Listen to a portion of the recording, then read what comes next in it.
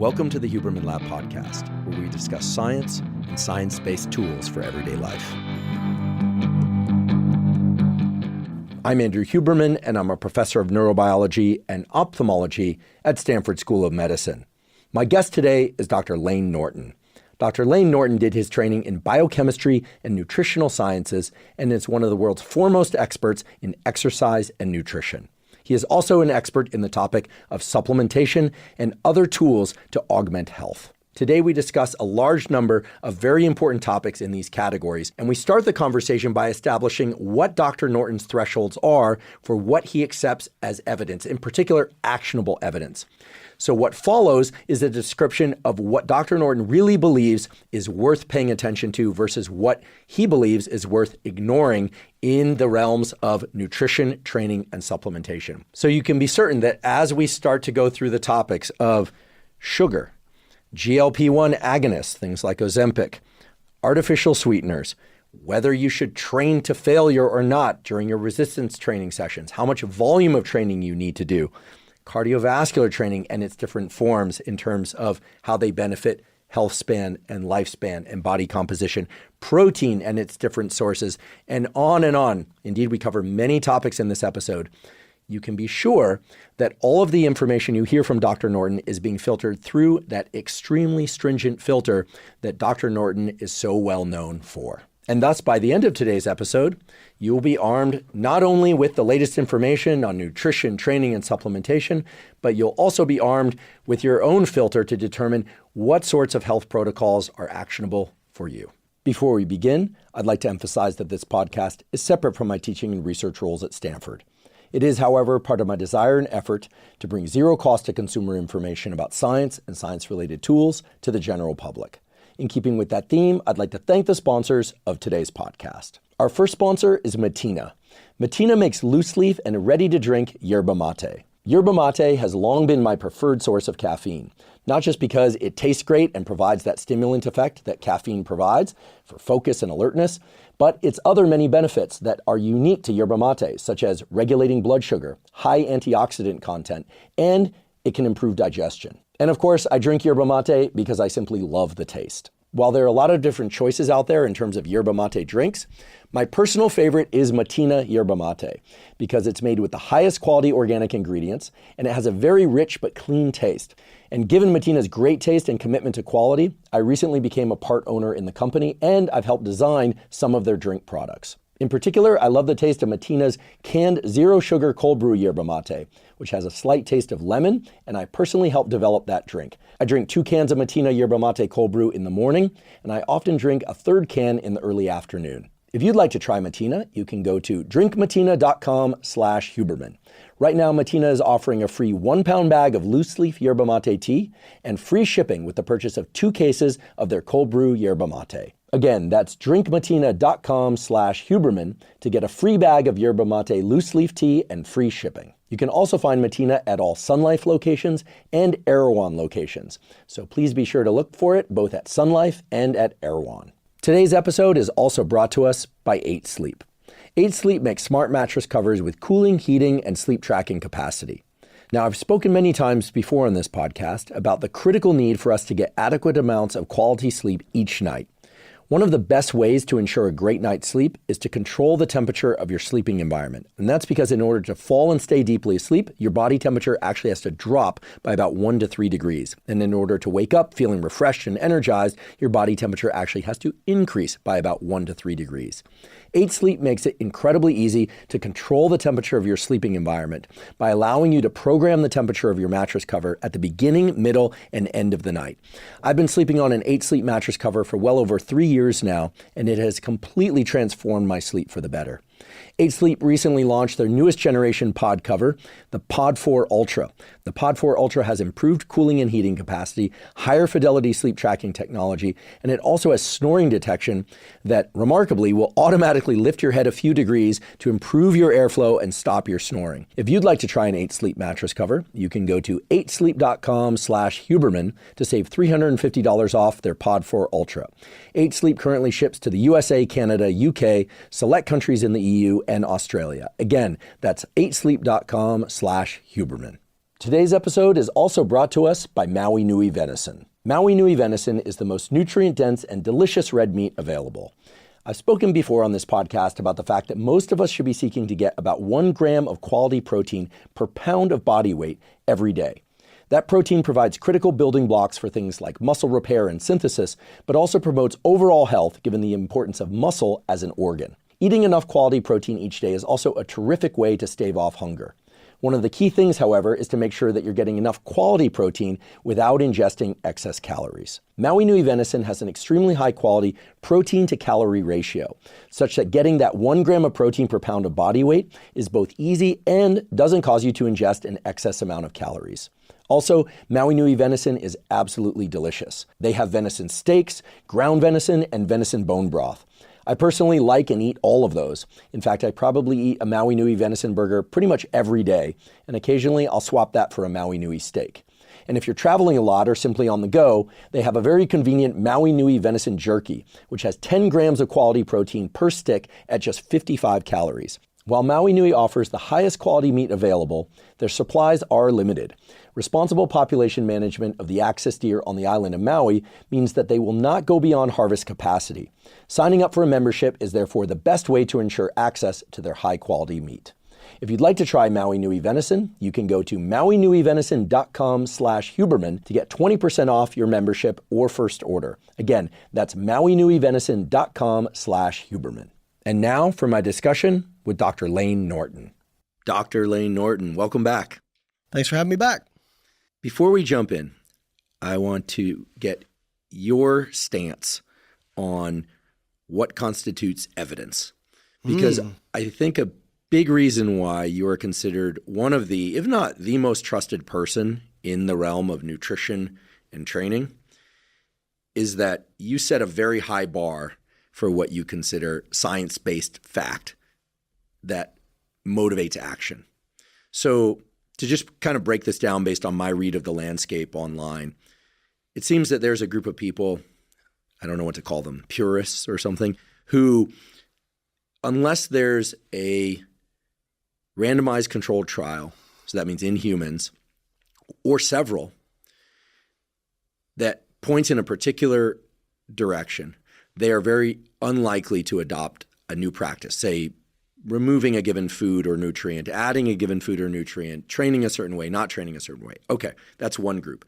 Then there are the people who, if they are told something could be of value, they hear it's worked very well for somebody, maybe they see some before and afters, and it gets mapped to a mechanism that exists in humans and animals, like, oh, there's this molecule, and if this molecule increases, X, Y, and Z happens, and training in this way or eating this way increases that molecule, for instance, but no randomized controlled trial, then they're willing to try it or adopt it. And then there's a third, probably a fourth category as well, where people say they don't trust science anyway, science is flawed, or the controls required to design a really good experiment are so constrained that they don't mimic the real world well enough.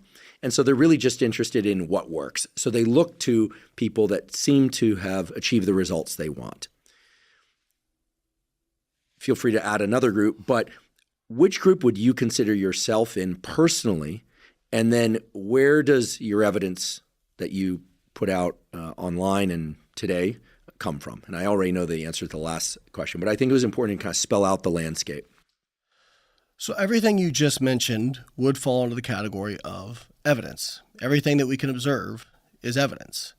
But I think what people really struggle with is the idea of different levels of quality of evidence. And if I had to put myself into a group, I have definitely been on the side of, well, there's a case study in this journal and we're going to try that now because it must work. Or, my friend tried this and they said it worked, so I'm going to try it. And then I've also gone to the group of, well, there's no human randomized control trial, so I don't believe it. And I think now, I'm 42 now, and I've been doing this for 2 decades. I think where I'd fall into is it really depends on how the individual is talking about the evidence. Okay, so as you can probably imagine, I get sent a lot of stuff for people to debunk this. And a lot of times people will send me things and I'll go, hey, this person said this is their opinion. That's fine. Like I may disagree with their opinion, but I'm not going to like rake them over the coals for them saying this is an opinion or this is my personal experience. That's evidence. It's low quality evidence, but it is evidence. I think I kind of fall in a line of I ideally want to see human randomized control trials, but there's also, as you mentioned, practical limitations with how things are implemented. And I think one of the things that gave me a very unique perspective was the fact that I was doing my Ph.D. in nutrition after I did a bachelor's in biochemistry. So I had that mechanistic understanding. And then I had an absolutely wonderful Ph.D. advisor, Don Layman, who just, shout out to him, got a Lifetime Achievement Award by the American Society of Nutrition, 20 years too late. But he was just incredible at being able to understand the small things, but how they impacted the big things and what it looked like overall. It's like a conductor looking at a symphony, right? And understanding how the trumpet sounds affects everything else, but then not getting so tied up in that he can't hear all the music, right? And he was so good at that and was so good at getting me to think that way. And so I think where people out in the landscape trying to dissimulate this really struggle is they don't really know, well, this person cited a study, and they equate that as evidence that's equal with any other evidence, right? And as a researcher, you know, not all evidence is created equal. Not all journal articles are created equal. And I mean, honestly, people who don't have a research background, it's hard to unpack this stuff. So what I would say is you have to be very careful with people who cite studies. And one of the things I'll say too is there's nothing more dangerous than somebody who's read a biochemistry book, because they're going to see pathway, biochemical pathway, there must be an outcome. So outcomes are what we really care about, right? At the end of the day, and when I say outcomes, gaining muscle mass, losing fat mass, risk of cardiovascular disease, insulin sensitivity, cancer, right? These are hard outcomes, right? And those outcomes are the summation of dozens, if not hundreds, if not thousands of biochemical pathways, all summing up to an outcome. And just because something has a biochemical pathway doesn't mean it will create an outcome. But if there's an outcome, there's absolutely a mechanism to explain it. Now, let me give you an example of why this stuff can be so complicated and why it's so easy for people to, if you want to create a narrative, you can always find a study to create a narrative. Aspirin, we would agree, is an anticoagulant. There's a reason they give it to patients who are at risk for heart disease or a heart attack. It's because it reduces blood clots, reduces coagulation. It also activates procoagulant pathways. But the overall outcome is anticoagulation. But if I wanted to create a narrative that aspirin was bad for blood clots, I could say, well, look at these biochemical pathways it activates. And you see this, like, for example, I could create a narrative that smoking is not bad for you. Okay. I remember reading a meta-analysis of the effect of smoking on the risk of adenocarcinoma, right? And there's a forest plot with probably about 50 studies. And most of those studies are to the very far right of the line, which is increases risk. And I think the overall effect was like 300 or 400% increased risk of adenocarcinoma. But there were two studies that were to the left of the line, not by much, and it wasn't statistically significant, but I could say, hey, look, I could cite these two studies, PMID, they showed no increased risk of adenocarcinoma and actually might be slightly protective. And by the way, did you know that smoking decreases the risk of Parkinson's by 30 to 40%? And by the way, that's very consistent in literature. Yeah, that's right? true. So I can start creating this narrative that smoking, but we know smoking's not good for you. It's not good for you. It raises the risk of lung cancer, all different kinds of cancers, cardiovascular disease, massive increase in risk, right? But I could thread the needle of science using these cherry-picked studies. And so what I'll tell people is if I go into a topic, if I go into something, what I'm looking for, highest quality of evidence, is first off, do we have some meta-analyses on this topic? Right? Do you want to just explain for the general listener what a meta-analysis is? Just in kind of top contour. Absolutely. So A meta-analysis is basically where you're trying to compile studies that ask similar questions and look at what is the overall effect? Do we have a consensus in the literature? And usually they're going to show some kind of forest plot of all these studies, and however far right or left of the center line is kind of giving you an idea of how powerful the effect was in that study. And then you can see the confidence intervals in terms of how much variability there was. And then you can see the thickness of the dot on there, which shows how much it contributed to the overall analysis by usually how many subjects were in it. Right. One study with 10 subjects would have a very small dot compared to a subject with 500 subjects. Exactly. Okay. And so you're trying to, now you can do a bad meta-analysis based on inclusion criteria, and that's where it's important to look at. But let me give you an example of a meta-analysis I cite pretty frequently. The inclusion criteria is very important to make sure that you answer the question that you want to answer. And I say this when you're reading scientific studies. I'm like, listen, just because there's a headline in even a paper, just because the conclusion says something, that is the author's opinion. Okay, you need to check to see, did they actually test what they're talking about? And are the tests they use valid, right? So this meta-analysis was looking at lower carb diets versus higher carb diets or low-fat diets. And the inclusion criteria, this was done by Kevin Hall of the NIH back in 2017, I want to say. And I thought he did a great job at the inclusion criteria, which was, we're only going to include controlled feeding trials where the food is provided to participants, because obviously we know the limitations of, free living studies with nutrition. Right. Self-report. Mm-hmm. People sneak, people forget. No. We are going to make sure that these studies equated calories for the reasons we talk about. You got to compare apples to apples, right? So a lot of studies will come out saying fasting produced more fat loss, low carb produced, but then they didn't control calories, and it's very likely these people just ate less. So they controlled calories and they controlled protein, which is also important because protein changes the composition of weight loss. Protein has a thermic effect. Protein increases lean mass retention. So that can change how much fat you lose. And I think they also had a requirement of like a minimum of 4 weeks, right? And the outcome was looking at changes in fat mass. Not fat oxidation, not energy expenditure. It actually looked at the outcome that they cared about. And they showed no difference, right? So I thought, well, that's a very well done meta-analysis because the inclusion criteria make a lot of sense for the question that they want to answer, which is not, is one diet easier to stick to? Not, is it, more practical? The question was, mechanically, do these diets produce differences when we're comparing apples to apples in actual fat loss? And the answer was no, right? So, and then when you look at the other meta-analyses that have been done, they tend to kind of support that, right?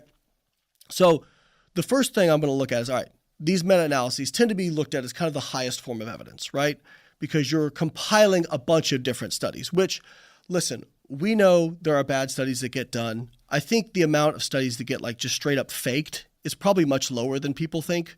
But one hopes. But yeah, I would agree. I think that people make errors.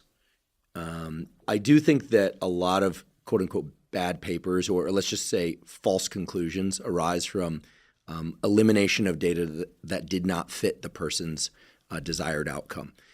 And the reason I say that is I think it's impossible to control for. Mm-hmm. So you've got the student or postdoc doing the experiment. The results don't come out the way they would have preferred.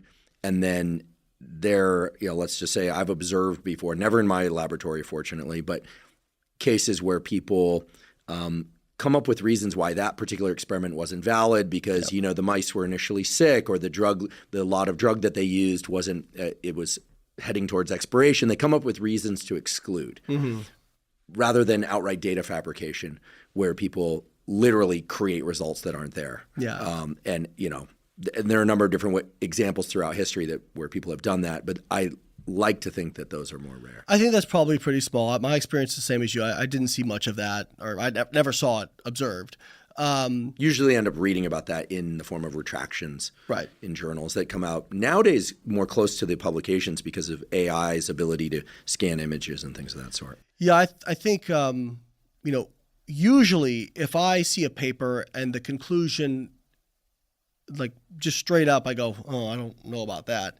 when I go in and I read the methods and I read how they analyzed it and I read how they measured things, 99% of the time I walk away and go, okay, I'm not surprised they found what they found, right? Because again, a lot of, and this does happen and it shouldn't, but a lot of studies are set up to kind of find what people want to find. You can bias things in a certain way. Well, and what nobody talks about, or it's not discussed enough, is that a lot of times the way the paper is written poses a question after the results are in. I mean, and this is a really a not correct way to do science. I mean, in clinical trials, one has to wager a hypothesis from the outset.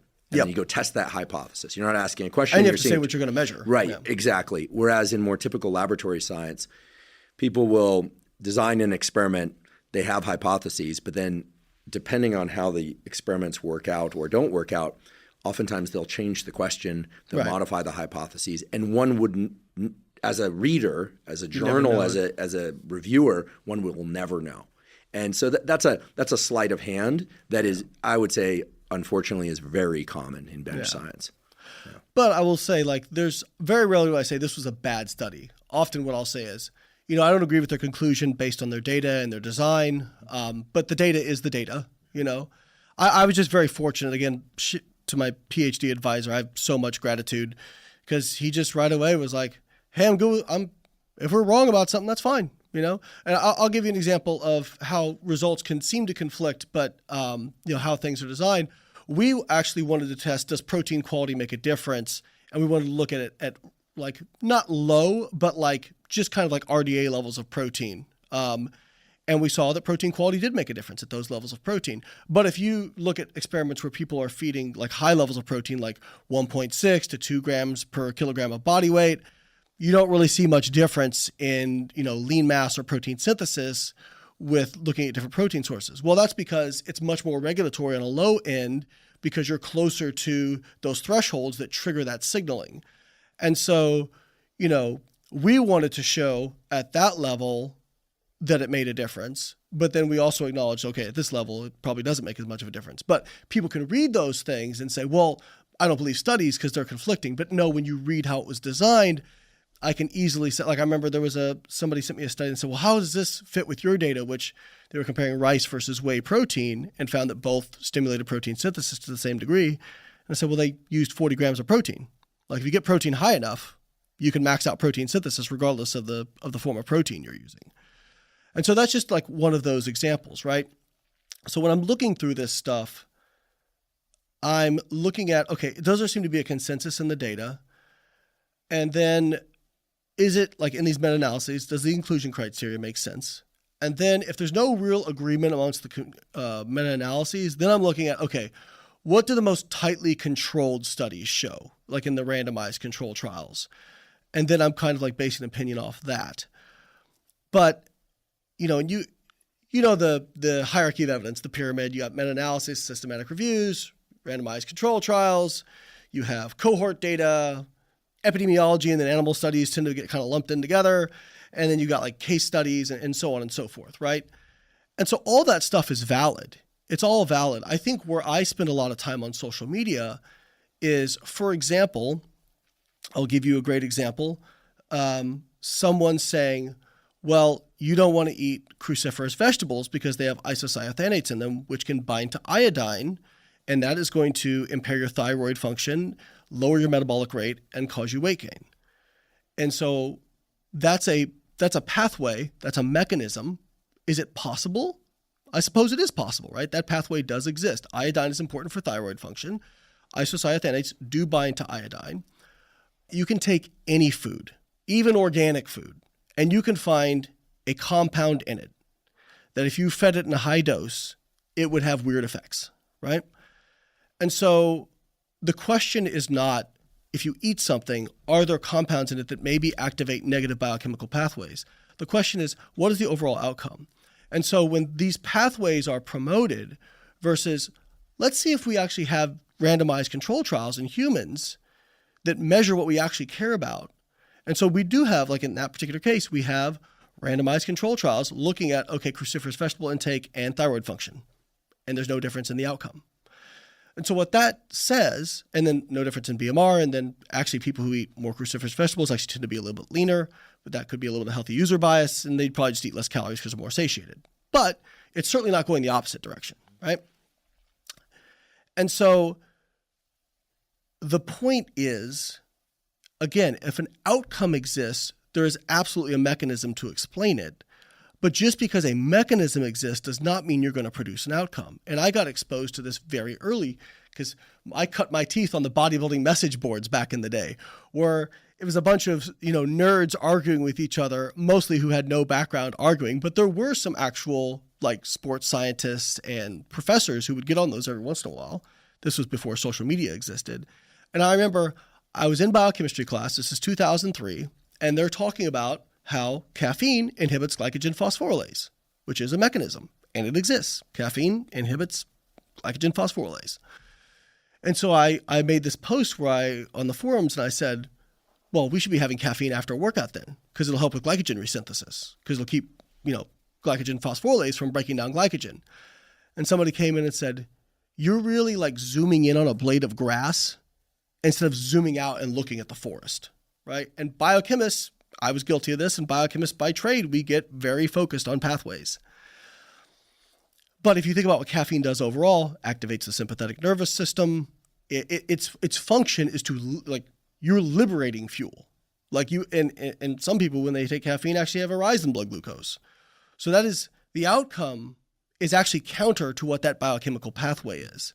And so we've got to be really careful with how we promote these biochemical pathways. I mean, I did a really funny post on Twitter where myself and Joseph Zundel, I'm not sure if you're familiar with him, but he's a cancer biologist, great guy.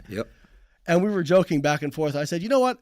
I bet I could like come up with a pathway to get people to eat poop. Like I could make a compelling argument for just eating poop. And then he goes, he's like, I'll take that bet. I'm like, okay, let's give it a shot. So I'm like, what is some of the most common compounds in human fecal matter? And one of them is butyrate, right? Which is a short chain fatty acid produced by fermentation. Butyrate. So I did this post where I'm like, here's why you should eat poop to lose fat. Butyrate increases fat oxidation. I think it activates brown fat, increases insulin sensitivity, decreases inflammation. It's been shown to actually ameliorate the development of obesity in studies. And I cited all these PubMed ideas. Now, what I didn't tell people was those are all mostly in rodents, right? And it's giving an amount of butyrate that you'd need to eat about 50 to 100 pounds of fecal matter a day in order to get, right? It's sounding like a worse and worse idea by the moment. But that is very similar to a lot of the content that is out there, which is find isolated compound, scare people or promote it to be the best thing ever, and then link it to an outcome. And then sometimes you can tie in epidemiology with it as well to support whatever you want. But again, like I'm not saying I do things in my training and my nutrition that don't have randomized control trials to support, right? They don't really have anything to support. It's just, it's how I've kind of fallen into doing things. So that's okay. But what I wouldn't do is come out and say, what I do is the best thing ever, and here's why, especially if there was human randomized control trials to the counter. That is the biggest thing, right?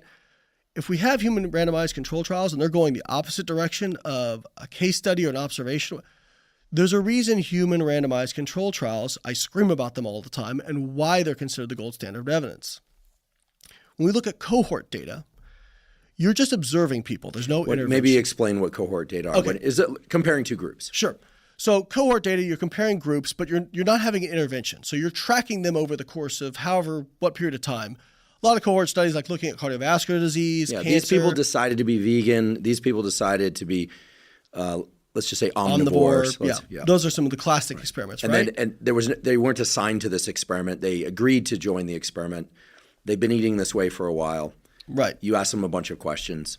And you look at, okay, over 10 years, over 20 years, who gets whatever more often or less often, right?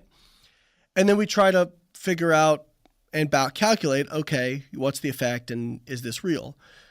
The problem is you have a lot of bias with those sorts of studies, meaning people don't do single habits. They don't isolate habits. I actually put up a reel the other day from my appearance on Stephen Bartlett's podcast where he said, if I want to fix my diet, I go to the gym. Because a lot of people do that. If they're training in the gym, they don't want to waste their effort by having a subpar diet. Now, in reality, eating a healthy diet is more important if you're not going to the gym, right? Because at least you're getting something. But people do this habit coupling. And so it's really hard to disentangle those sorts of things. Now, the reason that human randomized control trials are important is if you're designing an experiment and you randomize, what you are doing by randomly assigning people to groups, you're washing out that bias because you can assume that whatever inherent characteristics that might be coupled to whatever you're going to try are going to be randomly distributed and evenly distributed across the groups. Therefore, we say human randomized control trials are kind of what's needed to establish causation, because by randomizing, you can assume whatever differences are observed between the groups are due to your treatment and not due to random chance or data artifacts. Now, randomized control trials, especially in nutrition, have very strong limitations, which is you can't do a randomized control trial for 30 years. You can't, I think the longest randomized control trial I heard about in nutrition is like 2 years long, right? And even then, it's not going to be a very tightly controlled randomized control trial. And if you're talking about like the tightest level of control, like a metabolic ward study, 4-6 weeks, maybe, because you're keeping people in food jail. And I think where some of this confusion comes from is I think people think that there's just like this pool of people waiting around to be selected for experiments. Like, yes, I'm ready. I've been waiting here. No, there are people like you, like me, like just the average person walking down the street who saw a flyer and goes, okay, I'll volunteer for that. And the more control you try to establish over their lives, the less likely they are to do it. And you probably got to pay them, I don't know anybody who would do a metabolic ward study without getting paid for it. You're basically giving up 4-6 weeks of your life to go do that. And so while I love human randomized control trials, for some things, they're not always appropriate. For example, if you're trying to look at heart disease and you want to do a 1-year human randomized control trial, looking at, say, saturated fat, LDL cholesterol, those sorts of things. Well, how many people have heart attacks within 1 year after age 60? It's going to be you're going to look for really small differences between really small numbers, right? And the problem with that is you have no idea about their diet 40 years leading up to that. And we know, based on now the Mendelian randomization trials, that the risk of LDL is more of like a lifetime exposure risk. It's not just in this narrow sliver of time. And so I love human randomized control trials, but it's also, I try to tell people, never turn your brain off. Just because something gets published in a certain journal, just because a certain researcher said something, just because it was a certain design, it doesn't make it infallible, okay? Science is perfect. Science is perfect. Science is what is. But it's done by humans, and humans are fallible, imperfect people with their own personal beliefs and biases. And that's why I look at consensus of data first. Because, you could, maybe some experiments got faked, or maybe they had, but when it's done over, let's take something like creatine monohydrate, right? You have thousands of experiments done over decades of time in hundreds of different labs with many different funding sources in a bunch of different countries under a bunch of different conditions. It works, right? Like if you go to consensus and you type in, does creatine build muscle? It's like 92% yes, right? Which is crazy. Right. Consuming 5 to 10 grams of creatine monohydrate per day is going to benefit strength and muscle mass and likely cognition to some extent. Yeah. I'd like to take a quick break and acknowledge our sponsor, AG1. By now, many of you have heard me say that if I could take just one supplement, that supplement would be AG1. The reason for that is AG1 is the highest quality and most complete of the foundational nutritional supplements available. What that means is that it contains not just vitamins and minerals, but also probiotics, prebiotics, and adaptogens to cover any gaps you may have in your diet and provide support for a demanding life. For me, even if I eat mostly whole foods and minimally processed foods, which I do for most of my food intake, it's very difficult for me to get enough fruits and vegetables, vitamins and minerals, micronutrients, and adaptogens from food alone. For that reason, I've been taking AG1 daily since 2012 and often twice a day, once in the morning or mid-morning and again in the afternoon or evening. When I do that, it clearly bolsters my energy, my immune system, and my gut microbiome. These are all critical to brain function, mood, physical performance, and much more. If you'd like to try AG1, you can go to drinkag1.com/Huberman to claim their special offer. Right now, they're giving away 5 free travel packs plus a year's supply of vitamin D3 K2. Again, that's drinkag1.com/Huberman to claim that special offer. I realize I've been on a long diatribe. No. This is I wouldn't even call it a diatribe. I think for those listening, like, this is pure gold, because never before, certainly on this podcast or other podcasts, has anyone ever really spelled out how to discern differences in quality of evidence.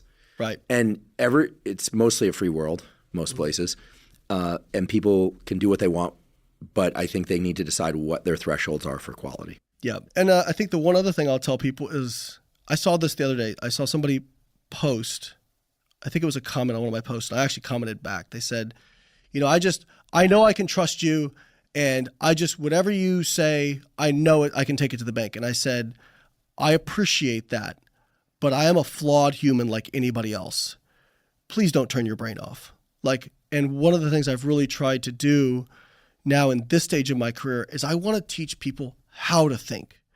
Because if I just give you the information and I'm giving you a fish, great, but I'd rather you understand how I came to these conclusions. You can see my logic and how it tracks, and then you can start applying that elsewhere. And one of the things I say to people is, I'm like, if you want a quick and dirty hack for knowing who to follow, try not to listen so much to exactly the information people say, but listen to how they say it. Okay. I was just telling you, I was on a podcast the other day where I said, here's this study. I might butcher the details. And if I get the math wrong, if experts out there want to comment and correct me, please do that. That is a way of talking about something where you're saying, hey, I could get this wrong, or hey, I might be uncertain. That's very different than saying, just hard, pure. Real experts don't really talk like best, worst, always, never. They don't really use words like that. And one of my favorite phrases that I tell people, it's actually from an economist named Thomas Sowell. He said, there are no solutions, there are only trade-offs. And for example, there's data out there that if you lower saturated fat, it may lower your testosterone. But there's also data out there that saturated fat raises LDL, which is an independent risk factor for cardiovascular disease. Okay. Well, there's trade-offs there, right? What do you value more? I would argue that probably the decline in testosterone isn't really physiologically meaningful for most people. But again, there's not a good or bad, there's trade-offs. And I think when people get talking about biochemical pathways, one of the things I really try to hone in on is hey, it's not really good or bad biochemical pathways either. All these things exist for a reason. People, one of the things popular is well, inflammation. I'm like, hey, inflammation does some things that we really need too. You just don't want no inflammation. It's actually an important physiological process, right? Now, you don't want it to run away for sure. And so again, I just give my Ph.D. advisor a lot of credit he's know what you know, but always question everything, even the things we feel most fundamentally are true. Because that is the job of a good scientist. And I'll give you one more story and then we'll move to another thing. When I did my first experiment, this has been my 15th experiment because my first 14 blew. It didn't work. A typical graduate career. Yeah. And again, very patient man, very supportive. I honestly cannot give him enough credit. And if you look at the people that came out of that lab, a lot of studs. So I did an experiment looking at complete meal with whey protein ingestion and how long the duration of muscle protein synthesis was. Because most people kind of measured at 60 or 90 minutes, the snapshot postprandially for protein synthesis, looking for a peak. And we're like, is that really where the peak is? We don't know. We're basing this off of purified solutions. So let's do a duration experiment, right? And my hypothesis was, well, however long leucine is elevated in the blood is going to be how long protein synthesis stays up. And when we got the data back on protein synthesis had come up, peaked at 90 minutes, and by 3 hours had come back down to baseline. And I went to run the plasma amino acids, and I'm like, okay, well, this is what we're going to see. And that's not what we saw. So plasma amino acids not only were still elevated, they were like maxed out or plateaued at the highest level they would be at 3 hours, where protein synthesis was back to baseline. And so I said, okay, well, it's got to be mTOR signaling. mTOR signaling's got to be turning off, or something's happening. Nope, mTOR signaling was still elevated, right? And we saw this through phosphorylation of the binding protein 4-EBP1, which is a proxy for mTOR activation. And then I said, okay, well, maybe leucine isn't getting into the cell. Maybe that's why. So we looked at intracellular leucine, followed the exact path of plasma leucine. And so then I kept rerunning the plasma data over and over. I probably ran it 5 times, right? And Layman finally calls me into his office one day and he goes, so where do we stand with this duration experiment? And I said, yeah, it's almost done. I got to run the data again because the plasma data has got to be wrong. And I saw his like little eyebrow go up, and he goes, why do you think that? Let me see your data.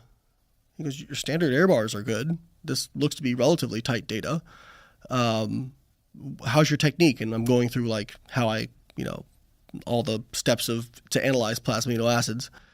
It's not like CSI, by the way, everybody. You don't just like take a pipette, put something in a centrifuge, and all of a sudden you get back data. There's many steps in here. And so I showed him all that, and he goes, it sounds like you are trying to get the data to fit your conclusion. And what you need to do is change your conclusion to fit the data. And that one line, again, it just opened my whole world up to one. If I'm wrong, okay, cool. Like, I care more about getting the right answer than being right.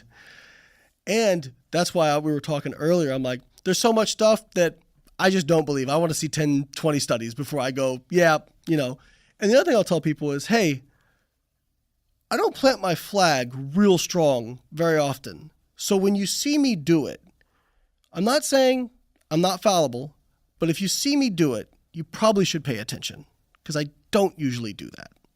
I love that description, but now my curiosity is piqued, and you got to tell me. So if 90 minutes after ingesting protein synthesis peaks, and then it drops to baseline at 3 hours, but leucine, one of the key amino acids, and mTOR, which is in the pathway of cellular growth and protein synthesis, are still elevated at 3 hours, what is the conclusion that explains the discrepancy?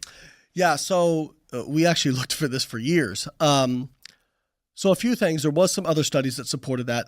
We called it a refractory response. Actually, we didn't name it that. There was another lab that named it that. Basically, that protein synthesis was becoming refractory to the signal for protein synthesis. So just for real quick, I'm going to try and explain this easily. So protein synthesis, this sounds like probably a very abstract thing, but it's how your body makes more protein. And whether it's in skeletal muscle, whether it's in the liver, whatever, you have your DNA, which is your genetic code, right? And then that gets transcribed to an mRNA. By the way, I'm leaving out a lot of steps here, but just bear with me. That mRNA gets translated by a ribosome into a polypeptide chain or a protein. So a ribosome is basically attaching to the mRNA, and then based on the mRNA sequence is bringing in amino acids to match that sequence. So all the proteins in your body are coded for in your DNA, right? So when it comes to this process, there's a complex called EIF4F, which acts as a scaffold for the ribosome to hook on to the mRNA. And EIF4F, the formation of it, is basically rate limited by the association of two proteins called EIF4E and EIF4G. And EIF4E is bound by a binding protein 4-EBP1. And when leucine stimulates mTOR, mTOR stimulates the phosphorylation of 4-EBP1, which makes it unavailable for binding with EIF4E. It can bind to EIF4G. That EIF4F complex can be made, brings the ribosome onto the mRNA, and now it can translate it. So there's a little cellular biology lesson. And if people didn't follow that, don't worry about it. What Layne's describing is that the presence of a bunch of molecules involved in protein synthesis is necessary but not sufficient for the protein synthesis. Right. A few other things have to happen. Correct. And apparently those other things are not happening after 120 minutes. So another lab called it the muscle full effect. basically the idea is like once you've initiated that signal, it kind of runs and then it's done, right? And just pounding more amino acids into the system is not going to further stimulate. In fact, there was a study done back in, I think it was 2001 by Rennie, another very well-known protein lab.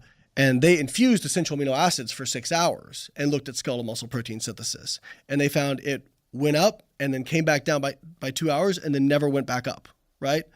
Good experiment. Yeah, very interesting. So we looked at a bunch of different things. The only thing we found that perhaps explained it a little bit, and I'm sure there's other labs that would argue with me on this, and again, this is in rat skeletal muscle, which, by the way, is a good model for human protein metabolism, but still.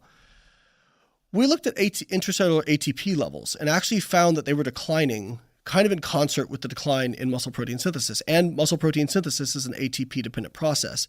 But the process of protein turnover is energetically expensive. It's one of the reasons that protein has a higher thermic effect of food. And so our hypothesis was perhaps by the effect of protein stimulating protein synthesis to start this machinery is energetically expensive enough that eventually you kind of run out of steam. And so you have the signal there, but it just kind of ends, right? Now, there have been other experiments, like Jorn Tromelin just published a paper a few months ago that got a bunch of, feedback. It was 100 grams of protein after a resistance training exercise, and saw, that it was basically like a lot more of it was used than we thought would be used. Right, because for many decades, it has been purported, believed, and propagated that the maximum amount of protein that you can utilize after a meal is 30 grams. It became the holy number. And this study essentially showed that more than 30 grams can be used, not just as energy, but for the sake of protein synthesis in muscle, correct? Yeah. And how did that study land with you, given that it's one study? Without going into all the details, did that inspire you to change anything about your protein intake after training? So what I tell people is I don't make big shifts in my opinions based on single studies. Yeah, right? Why does that not surprise me? It shimmies me a little bit, right? So, and what even before that study came out, what I had said is I think protein distribution matters, but I think it matters much, much less than total protein intake per day. Because all we need to do is look at some of these resistance training studies with intermittent fasting, where people are eating all their protein in an 8-hour window, and theoretically you would think they would get less muscle growth, especially based on this refractory data, because less times to stimulate. But at least in the studies out of Grant Tinsley's lab, I think there's 2 studies that were very well done where we don't see that. Now, important to point out, they trained during their feeding window, and they made sure they ate 3 high-quality, high-protein meals during that 8-hour time, right? So at least in that context, there was no difference in the amount of lean mass gained between intermittent fasting groups versus continuous feeding groups. Now, and in the continuous feeding groups, do you recall what duration they were eating their meals over? Was it probably 12 hours or so? I don't recall specifically, but Okay. I don't recall an actual defined time. I'd have to go back. More than and look 8 at it. hours. For sure. I'm so glad we're landing here because my first let's just call it sort of operational or actionable question, which came from, asking on social media for questions for you, was many, many people, if not in the thousands, asked how to make sure that they're getting enough protein if they're doing something like intermittent fasting. And I myself fall into this category. I don't do it for any specific purpose. This was long before Sachin Panda started doing his work on time-restricted feeding, aka intermittent fasting. But I don't tend to want to eat any food until about 11 a.m. Right. Occasionally I wake up hungry, like this morning, and I had some eggs. I was particularly hungry. But I think that's representative of a lot of people. I want hydration and caffeine in the morning. I want to train in the morning, and then I want to eat pretty soon after I train. Yeah. But what that means is that I'm eating during an 8 to 9 hour feeding window. And if I only manage 2 meals in there and a snack, and I can only I can only put 30 grams of protein per meal toward protein synthesis. We have to be careful, not about using it for energy, but toward protein synthesis. Does that mean that I'm not going to hit my target of 1 gram of protein per pound of desired lean body mass? Because I'm 100 kilograms, I weigh about 220 pounds. I can easily eat 220 grams of protein in a 9-hour period. Like, give me 3 ribeyes. I'll eat all 3. Right. I love ribeye steak, right? But the question is, can I use that? So, and I'm going to bring this back around to that particular experiment. So over time, and when I left grad school, my position was that it matters. Protein distribution matters. So I'll give you the straight down the line scientific answer, and then I'll give you, if you inject me with truth serum, what I really think answer. So we did an experiment, again, in rats. We fed them completely same diets, same total calories, protein, carbs, fats. But in one group, they got that pretty much evenly across 3 meals. In the other group, 70% of their protein was coming at their last meal. And then the other 2 meals were like 15% protein, 15% of their daily protein. And 11 weeks, again, 11 weeks out of a rat's life, rodents live 18 to 24 months. That's a big chunk of their life, right? And we did see about a 5 to 10% difference in the weights of the hind limbs in terms of muscle mass. Okay, in what direction? Favoring equal distribution, right?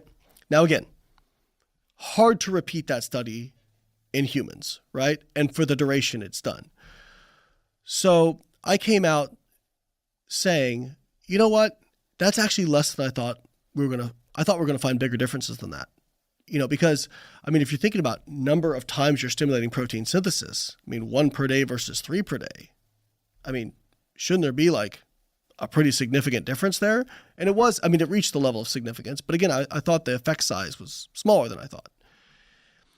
And so I kind of walked out saying, you know what? Total protein intake is the most important thing per day.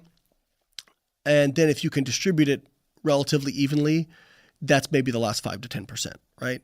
And then you've seen some human studies where it seems to matter. Most seem to show it doesn't really matter that much.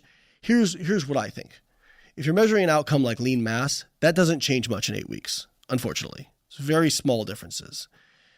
And so I think it's going to be hard to detect that. But what I'll tell people is, if you're asking, can you build muscle on intermittent fasting? Absolutely. Can you build a lot of muscle? Probably. If you are a bodybuilder, specific population, or if your goal is to be the most muscular, strongest human being you can possibly become, I think you're probably better off not doing intermittent fasting, just because that last 5% may make a big difference, and you're never going to be able to pick that out of a human randomized control trial in 8 weeks. At least I don't think you will. And so, again, I don't have any human data to really back that up, but just based on what I know about signaling and the effects we saw on animals, that's kind of my recommendation. But most people don't fall in that category. Most people are just worried about, hey, I want to look good, build a little bit of muscle. Intermittent fasting is a perfectly fine tool for doing that. I will say, obviously we haven't studied some of the more extreme forms of fasting in terms of building muscle, right? Like the 16-8 has been studied, but like I'm thinking of a study that was done without resistance training, alternate day fasting versus continuous kind of normal feeding. So 1 day no eating, next day eat. Right. So they did. Brutal. They did. Or at least for somebody like me. I can't think of anything worse. I'd rather fast for 3 days in a row and then eat for 4 days in a row, simply because I know that by day 2 it's probably going to get easier, not harder. Yeah. But on-off fasting eating's got to be just torturous. So the way they did it was they did the continuous group was getting 75% of their maintenance calories per day, so in a deficit, and then the alternate day group was doing 150% and then 0, right? So you're getting an average of 75. And they actually saw differences in lean mass at the end of that study. The continuous feeding group lost less lean mass than the alternate day fasting group. So that's only one study, and it didn't have resistance training. It's possible that resistance training could attenuate some of that stuff. But what I'll say is, the more extreme forms of fasting probably aren't optimal for lean mass, right? Also, can you imagine training on a day of complete fasting? After 3 hours after that, you're going to be dying. And then you could say, well, you could just train on the days when you eat. But then if you ever train legs hard, which I know you do, or if anyone does, and then the next day you're not going to eat anything. Right. The day after training legs properly, my appetite's increased. Yeah, so I think this is where the rubber kind of meets the road in terms of straight down the line, the randomized control trials say this, but I still do something a little bit different, right? Because the randomized control trials say, protein distribution doesn't really seem to matter, right? But again, you inject me with true serum, I think it probably does matter a little bit, right? Now, does it matter as much as total protein? Absolutely not. That is by far the biggest lever. But again, if my context is I want to become the most muscular, strongest human being I can be, which I do because that's where I compete, I'm going to distribute my protein probably over 4 to 5 meals per day, right? And so for you, just personally, what time of day do you wake up and when's your first meal? So, well, it's summer right now, so kids are off of school. So we're usually getting up around like 7:30, 8 o'clock in the morning. And my first meal is usually within an hour. And then I usually eat within an hour of going to bed. And then I'll have 2 or 3 meals in between those. So I have about 4 meals a day. Sometimes I'll have 5 if it's just a longer day or just how my timing kind of goes or whatever. And does each one of your meals include approximately 30 plus grams of quality protein, some starchy carbohydrate, fibrous carbohydrate, and some fat? I mean, sometimes they end up being like mostly protein or whatnot, but for the most part, there's a mix in each one. And usually around 50 grams of protein at a meal. I eat about 235 grams of protein a day. Some people would argue that, oh, well, that's more than you need. The research has shown that 1.6 grams per kg maxes out the response. Here's the thing. And again, this is where like scientific experiments are big blunt instruments, okay? They will tell you what not to do more often than they will tell you what to do, okay? When it comes to protein, my personal opinion, and this is just, I guess, a little bit of intuition based off of 20 years of studying this stuff, is that I don't know if there's an actual amount of protein that maxes out the protein synthesis response. I would bet, if I was a betting man, that it's kind of an asymptote. You're familiar with, yeah. So not everyone's watching. I just drew an asymptote, right? But, an asymptote plot. But for those not watching, just think about a plot quickly rising very, very high, and then essentially stays stable at the high level. Yeah. Maybe with a slight bit of taper. Yeah. So it's easy to explain if it's going towards 0. So an asymptote might be, okay, you start out, you have 10, then 5, then 2.5. Okay, so you're running in the opposite direction. Right. Still asymptote going from high to low. Right. So asymptote can go from low to high, can go from high to low. Correct. So I'm trying to explain it because it makes more sense when people kind of go this way. But you never reach 0, but it keeps getting incrementally closer. On the other end, I don't think protein synthesis ever maxes out. I just think the increment of increase becomes so small that practically there's no difference, and you wouldn't see a difference in outcome, right? And so I think that, there's debate over, is it 1.6 grams per kg, 2.4 grams per kg? And there's even been a meta-regression that showed up to 3.3 grams per kg had benefits. I think a lot of this is with protein synthesis, you're looking for small differences between small numbers. It's not a very sensitive analysis, to be quite honest with you. And again, we would never be able to pick out those differences. And I'm thinking about, there was a study by Stu Phillips, who, if people don't know who Stu Phillips is, he's the best researcher going in protein metabolism right now. But one of the best. Sorry, I don't want to tick anybody off. And he did a study probably 15 years ago where they gave people different levels of egg protein. And they looked at 5, 10, 20, and 40 grams of egg protein. And their conclusion was that 20 grams of egg protein maximized the protein synthesis response. But that's because straight down the line, if there's a p-value of more than 0.05, you can't say there's a difference, right? But if you looked at the absolute difference between 20 and 40 grams, I think it was like 11%. And if you look at the graph, it almost looks like the start of an asymptote, right? Now, this was one study, wasn't a huge subject number, but that's kind of where my personal thoughts land on it, that kind of also support this, okay, 100 grams at a meal, could still be utilized, is I'm not sure if there's a max out. I think there's a practical max out where you get to a point where, hey, you're like slamming down 50 grams more protein for 0.0001% more protein synthesis. It doesn't make sense. But yeah, we'll never be able to, I doubt we'll be able to pick those numbers out in actual scientific experiments. And the other thing to keep in mind with this whole protein metabolism picture is we're really only talking about one side of this equation. So net gain or loss of skeletal muscle mass is the balance between protein synthesis and protein degradation. And most of us protein researchers just kind of stick our fingers in our ears and go la, la, la, la when it comes to protein degradation because it's so incredibly hard to measure.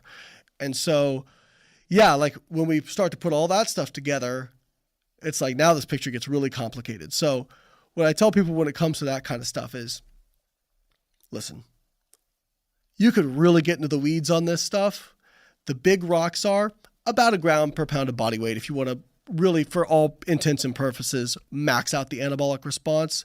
You're going to be fine. 1 gram per pound of body weight, yeah, which is what Dr. Gabrielle Layne also essentially recommended. Right. I'm probably like, real sticklers might be like, no, it's actually more like 0.7 or 0.8. And then it's actually based on lean mass, which I agree with. But just for all intents and purposes, you could say, your body weight, ideal body weight, whatever it is, that number is going to be very sufficient for maxing out muscle building for the majority of people. And we should probably point out, not just for muscle building, unless you disagree, and feel free to, of course, not that I need to tell you that, Dr. Gabrielle Layne, when she was here, made a really key point, which is that ingesting sufficient quality protein each day isn't just about building muscle, even for folks that don't want to build muscle, and perhaps even particularly for women who assume that, building muscle can be a runaway process, that maybe they're going to build too much muscle. That's a false assumption, of course, that ingesting 1 gram of protein per pound of body weight or ideal body weight is going to be beneficial because it's going to improve muscle quality, one's own muscle quality, the health of the muscular tissue. And then she did an excellent job of relating the health of muscular tissue, skeletal muscle that is, to overall health and longevity.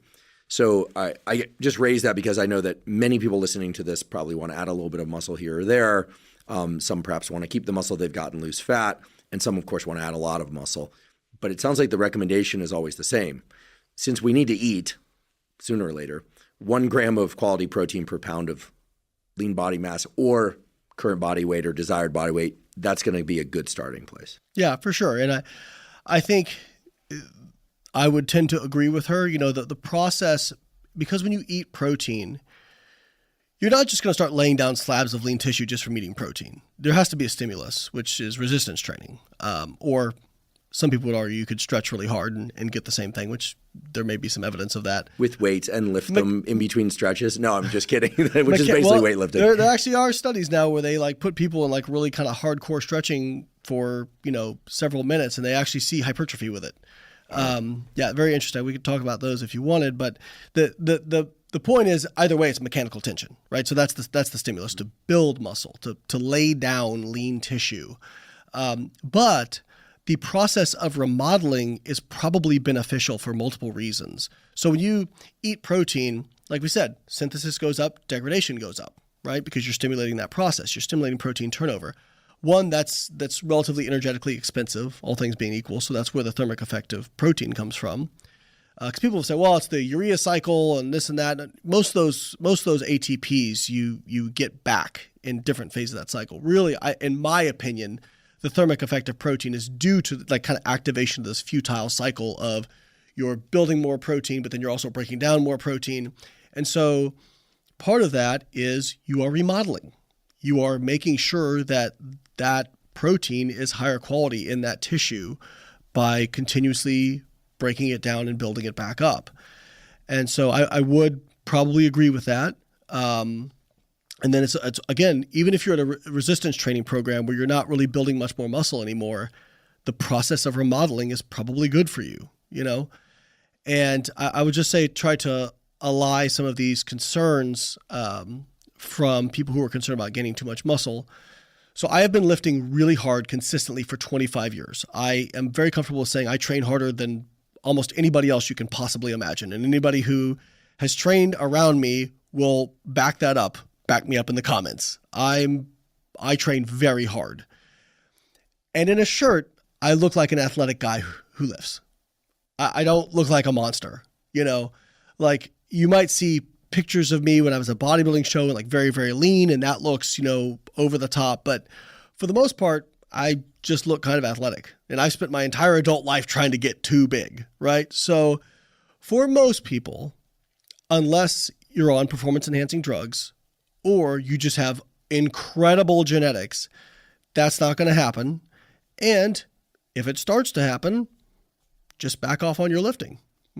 Easy fix. So yeah, I think most people's concern with that is a little bit misplaced. And the other thing I'll tell people is like, hey, some of these like fitness, like especially like for women, a lot of these fitness models you follow, they show you certain workouts they do. They built that physique by lifting weights, right? And you're thinking that's a toned feature. Now that person is actually pretty muscular, right? And so again, especially for women, there are exceptions. Some women have very great genetics for building muscle. They usually wind up in track and field, that sort of thing. But it's very hard to get too muscular for a woman. And what I'll say is like, you know, typically muscle looks good and fat is what makes you kind of look bulky, you know? So again, I don't want to paint with too broad of a brush, but I would say that you don't really have too much to worry about when it comes to getting too muscular. I'd like to take a brief break to thank one of our sponsors, LMNT. LMNT is an electrolyte drink that has everything you need and nothing you don't. That means the electrolytes, sodium, magnesium, and potassium, in the correct ratios, but no sugar. Now, I and others on the podcast have talked a lot about the critical importance of hydration for proper brain and bodily function. Research shows that even a slight degree of dehydration can really diminish cognitive and physical performance. It's also important that you get adequate electrolytes in order for your body and brain to function at their best. The electrolytes, sodium, magnesium, and potassium, are critical for the functioning of all the cells in your body, especially your neurons or nerve cells. To make sure that I'm getting proper amounts of hydration and electrolytes, I dissolve 1 packet of LMNT in about 16 to 32 ounces of water when I wake up in the morning, and I drink that basically first thing in the morning. I also drink LMNT dissolved in water during any kind of physical exercise I'm doing, especially on hot days if I'm sweating a lot and losing water and electrolytes. If you'd like to try LMNT, you can go to drinklmnt.com/Huberman, spelled drinklmnt.com/Huberman, to claim a free LMNT sample pack with the purchase of any LMNT drink mix. Again, that's drinklmnt.com/Huberman to claim a free sample pack. Since we're sort of in this realm of protein, maybe we build out from there, because a lot of questions related to something akin to the following. So somebody strives to get 1 gram of quality protein per pound of body weight per day. And I realize that whether somebody follows a pseudo intermittent fasting thing where their first meal does around 11 and they finish up eating around 8 p.m. or a more traditional eating schedule really is just the addition of one more meal, like in the morning. It's like whether or not you eat breakfast. And of course, some people shift it the other way. They start with breakfast and they don't eat dinner. But I would argue that in order to, if you have kids or a social life of any kind, the most people can deal with sitting across the table with someone just having a cup of coffee for breakfast. But it's sort of awkward. You limit yourself a lot in life if you can't eat dinner with other people. I don't know. At least that's again where the rubber meets the road with what is practically doable. Because there's been some of these like circadian rhythm studies that suggest, well, maybe early time restricted feeding is better than late time restricted feeding. The more high quality, more rigorously controlled, randomized control trials are coming out now seems to show that it doesn't really make a big difference. And some of the measurements you use matter, right? So there was actually a very recent study where they looked at 12 weeks. They provided all the food to participants, equal in protein, calories, the whole deal. The only difference was one group was eating 80% of their calories before 1 p.m., and they had a 8-hour feeding window in total. The other group had a 12-hour feeding window and were eating over 50% of their calories after 5 p.m., I want to say. And so really, like based on some of the chrononutrition stuff we've seen from some of the lesser well-controlled trials, they were expecting to see differences in like glucose metabolism and whatnot, and they just didn't really see a difference in anything. And I think the only thing they saw a little bit of a difference was in fasting blood glucose. And here's what I tell people. When you see a difference in fasting blood glucose, but not HbA1c, you're looking at a transient difference. And what I mean by that is HbA1c is such a great measurement because it's an area on hemoglobin that can be glycosylated. And so that is very dependent on what is your overall concentration of glucose in the blood over a 24-hour period of time, because it's exposed the entire time it's in your bloodstream. So whether you're getting it, glucose spikes at meals or you have higher fasting blood glucose, it's going to be very reflective of the overall 24-hour area under the curve, right? So why do some of these studies see a little bit better improvement in lowering fasting blood glucose, whereas HbA1c doesn't show up? Well, think about it. If somebody is early time restricted feeding and they finish most of their food intake before 1 p.m., they have an extra 6, 7, 8 hours that they're not hardly eating anything. It doesn't surprise me that the next morning, because they've technically fasted for longer, you have a lower blood glucose. Now, I can't really back this up straight up because nobody's ever measured it, but that I think is a logical explanation why you see some of this stuff. And that's why I tell people, the measurement you take really matters. I think fasting blood glucose is a useful measurement, but I put much more value on something like HOMA-IR, euglycemic clamp, or HbA1c. So anyways, I think the early versus late time restricted kind of doesn't matter too much. Great. You answered a future question right there. See, you're telepathic. That's what you didn't know about him. So the scenario here is whether or not meals are distributed evenly through the awake day or stacked a little bit more toward the morning or stacked a little bit more toward the evening. If somebody gets that 1 gram of quality protein per pound of body weight, then they need to make up the rest of their calories with other stuff. And we have, broadly speaking, starches, fibrous, fruits and vegetables, starches, and of course, fats. Right. And weight gain and weight loss, I think we both would agree, or weight maintenance, is going to largely be dictated at this point by whether or not you consume more calories than you burn or not. So assuming somebody's getting that 1 gram of quality protein per pound of body weight, is there any data that support, or do you believe, just by your own experience, that there's some value in stacking the starchy carbohydrates toward the earlier part of the day versus the later part of the day? And this has been an ongoing debate. I, for instance, like a nearly pure protein and fat meal for the first meal, plus maybe a salad, some fibrous carbohydrates. And then as I get towards evening, I like more starches and I actually taper off the protein. I find personally that matches what I need to do with my brain. I'm more alert when I'm drinking caffeine and hydrating on a backdrop of slightly lowered carbohydrates. But then as I get towards evening, taper off the caffeine, of course, for me, because I want to sleep well, start ingesting some more starches. It's not starch heavy, but I sleep like a baby. But everyone would tell me, and does tell me, eating starches late in the day is going to make me fat. Eating starches late in the day is going to do all sorts of terrible things. I find the exact opposite for me. So is there any real evidence that where one places their starches throughout the day matters? And let's just forget resistance training for the moment, because there is this post-training window where if I train first thing in the morning, I will eat starches at that time. But let's just remove resistance training for the moment. So again, where rubber meets the road in practicality versus what hardline research says. So I am not real convinced at all that it really matters when you eat your carbohydrate intake. Thank you. I think I knew I brought you here today for a reason. No, I brought you here for many reasons. But my bias has been validated. I can leave now. So I really try to get people focused on the stuff that matters the most, right? So this is, if we're worried about carbohydrate timing, even if there are differences, we are zoomed way in on the blade of grass, right? We're not zooming out all the way.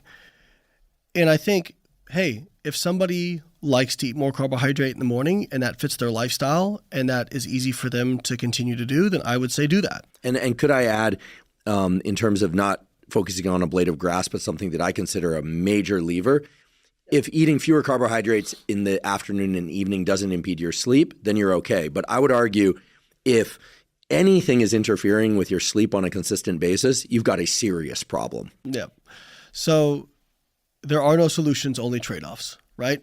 And when it comes to carbohydrate intake, you'll hear people say, the data is all over the place, okay, in terms of like timing and how people feel. Some people say, well, I feel sleepy after I have carbs. Some people have, and I feel great after I have carbs. Like I'm ready to go lift. I have a big carb meal before I go lift, It seems to be all over the map. Now, here's the thing, what I'll tell people, because when people ask me how I eat, people have wanted me to do a full day of eating video. And I've kind of put it off for a while because I'm like, so much of the stuff I do, I'm not going to be able to give you guys a citation for, and I know you're going to want it. And Some of the stuff I do because I just like doing it that way, right? Like I grew up in the era of bodybuilding magazines where they said you got to have a big carbohydrate intake and a big meal before you go train and a big meal after you train. So guess what I did? I got in the habit of eating like that, and it still sticks to this day. I don't try to tell people it's better doing it that way. Plenty of people have told me, hey, I don't feel good with a lot of my stomach when I go train. Or if I have a carb-heavy meal in the morning, I feel tired. The data doesn't really support that in terms of like, on an average response. But if you know that you feel that way, then by all means avoid, right? Like I remember one time so I used to go to a massage therapist in Tampa who would do cupping, and there's really no data to back up the efficacy of cupping. Is that right? Yeah, not much. But she did it. I liked the way it felt. And I'm like, okay, whatever. So I posted a picture of me flexing one time, and there's the cup marks all over, and everybody's like going crazy, like, how can you do this? I'm like, hey, wait a second. I never said this does this, and I never made any claims about it. She does it, and I like the way it feels. I'm not saying it does anything. Actually, one of the things about being a scientist is like now I'm impossible to placebo, which is really annoying because I would love to be able to placebo myself a little bit more. Because placebo effect is powerful. It's powerful. And it's one of the, I was telling you earlier before we started filming, I'm like, it's one of the reasons I just don't believe a lot of stuff because I know how powerful the power of belief is. I mean, you had Sean Mackey on here, your beliefs about pain. Change your pain, like actually change how much pain you get. It changes your pain experience. So one of the things I've become big on recently is, hey, what happens in the mind affects the body, and what happens in the body affects the mind. So just because I don't have a randomized control trial to support something, if we know the RCTs don't say it's worse, right, then you do whatever you like, right? And I think a lot of people get bent out of shape when I say, well, when they control the variables that need to be controlled, there's no difference between intermittent fasting or just regular old calorie restriction, or there's no difference between low-fat diets and high-fat diets. What people hear is low carb sucks. Intermittent fasting sucks. He said they don't work. No. This is great. This is great news for everybody. It means you have all the tools at your disposal and you get to pick the one that fits in your lifestyle best, because that is what makes the difference, is what your overall lifestyle looks like. And we have way too many people worrying about the minutia who just don't even exercise on a consistent basis, or they don't sleep well on a consistent basis, or they don't manage their psychological stress well, or they try to be perfect with their nutrition, then they fall off the deep end. And what I'm saying is like, no, like be imperfect, but be consistent with what you do, right? And so for you, obviously carbs at night have not made you fat. Like I have eyeballs, so we can just dispel that myth right now. Yeah, I would say eating the way I eat now, I'm leaner at 49 even than I was 10 years ago or 10 years before that. I was pretty lean then. And I don't put a ton of attention to tracking calories. Although, and I want to be very, very clear, I was not paid to say this. Like I've purchased and use Layne's Carbon app. He happens to be wearing a shirt that says Carbon today, but I've talked about this before on other podcasts and social media. And it's absolutely true that there's no endorsement relationship. But I love the app because that was really the first time, probably since college, because I started lifting when I was 16. Running and lifting has always been my thing since I was 16. But since college, that I used a tool, in this case Carbon, to basically track what I'm eating, like exactly what I'm eating. And what I like about it is that I can just click on different boxes of things like within the app, and really, it makes it very easy. Say, oh, like I ate this thing that white rice from this package, and it generally knows products, it knows brands, and it did a really good job of letting me check in and just see how many calories I was consuming, how much protein, how much fat, and from what sources. But one of the major takeaways that at least I got from Carbon was that you can arrange your diet any number of different ways. In fact, it has like a really nice little slider where you can put in, you want to eat more carbohydrates and less protein even, or you want to have a vegetarian diet, which I don't. I'm an omnivore. I'm an omnivore. My dad's Argentine. I like meat. Yeah. I like meat. In fact, I don't even really like fish that much or chicken. I like eating meat and eggs. Those are like my preferred sources. And whey protein. Okay, fine. But you can arrange things within the context of different types of diets. And I think there's real value to tracking precisely what one eats for even short periods of time. And then I confess I stopped using the app for it, but then I went back to it. and not because things went adrift. I think some people really need that consistent checking. Sure. Other people need to perhaps just kind of eyeball it for themselves. But for me, I found that knowing exactly what I'm doing for some period of time allows me to explore things in a way that's really effective. And so I just want to, give a nod to Carbon. And I don't do product endorsements on this podcast. I do ad reads and that kind of thing for things I love. But I say that because I think it lands squarely in the context of what we're talking about, which is that I know what works for me. I also know that some people really love like a giant carb meal in the morning. Yeah. Some people don't like meat. Some people, and I think what's so beautiful about the way that you've been talking about science and nutrition in particular over the last few years and still here now is that you don't really seem to care whether or not people are vegan, vegetarian, omnivore, or even carnivore, dare I say. It's just a matter of how people are couching the advice. For sure. And the reason I keep coming back to this is that I really think that this discussion, but you in particular, are best poised in this whole field of public-facing health nutrition advice to really change the way that the messaging occurs and the way that people hear that messaging. And I say that with the utmost respect. That means a lot to me. Thank you. Because most people are not going to go read the meta-analyses. Right. And most people don't know how to parse data. But I think that paying attention to the words that are spoken right before the advice should be, we need to come up with something like that's like the Norton method. Pay attention to the words provided right before the advice. Yeah, I think how you say it makes all the difference, right? And even, take somebody I've had, conflict on social media with, which is Paul Saldino, which, when he would say something like, well, I cut vegetables out of my diet and I felt like my eczema got better. Okay, that's your experience. You can't go on average. That's definitely not reflected in the research, but hey, if you know that you did this thing and you felt better, that's fine. But how we're overgeneralizing to the population is the problem, right? And so I think, again, I'll say, hey, I calorie cycle a little bit, which again, you can do using the app, right? You can change your days and whatnot, give you more calories some days, more calories other days.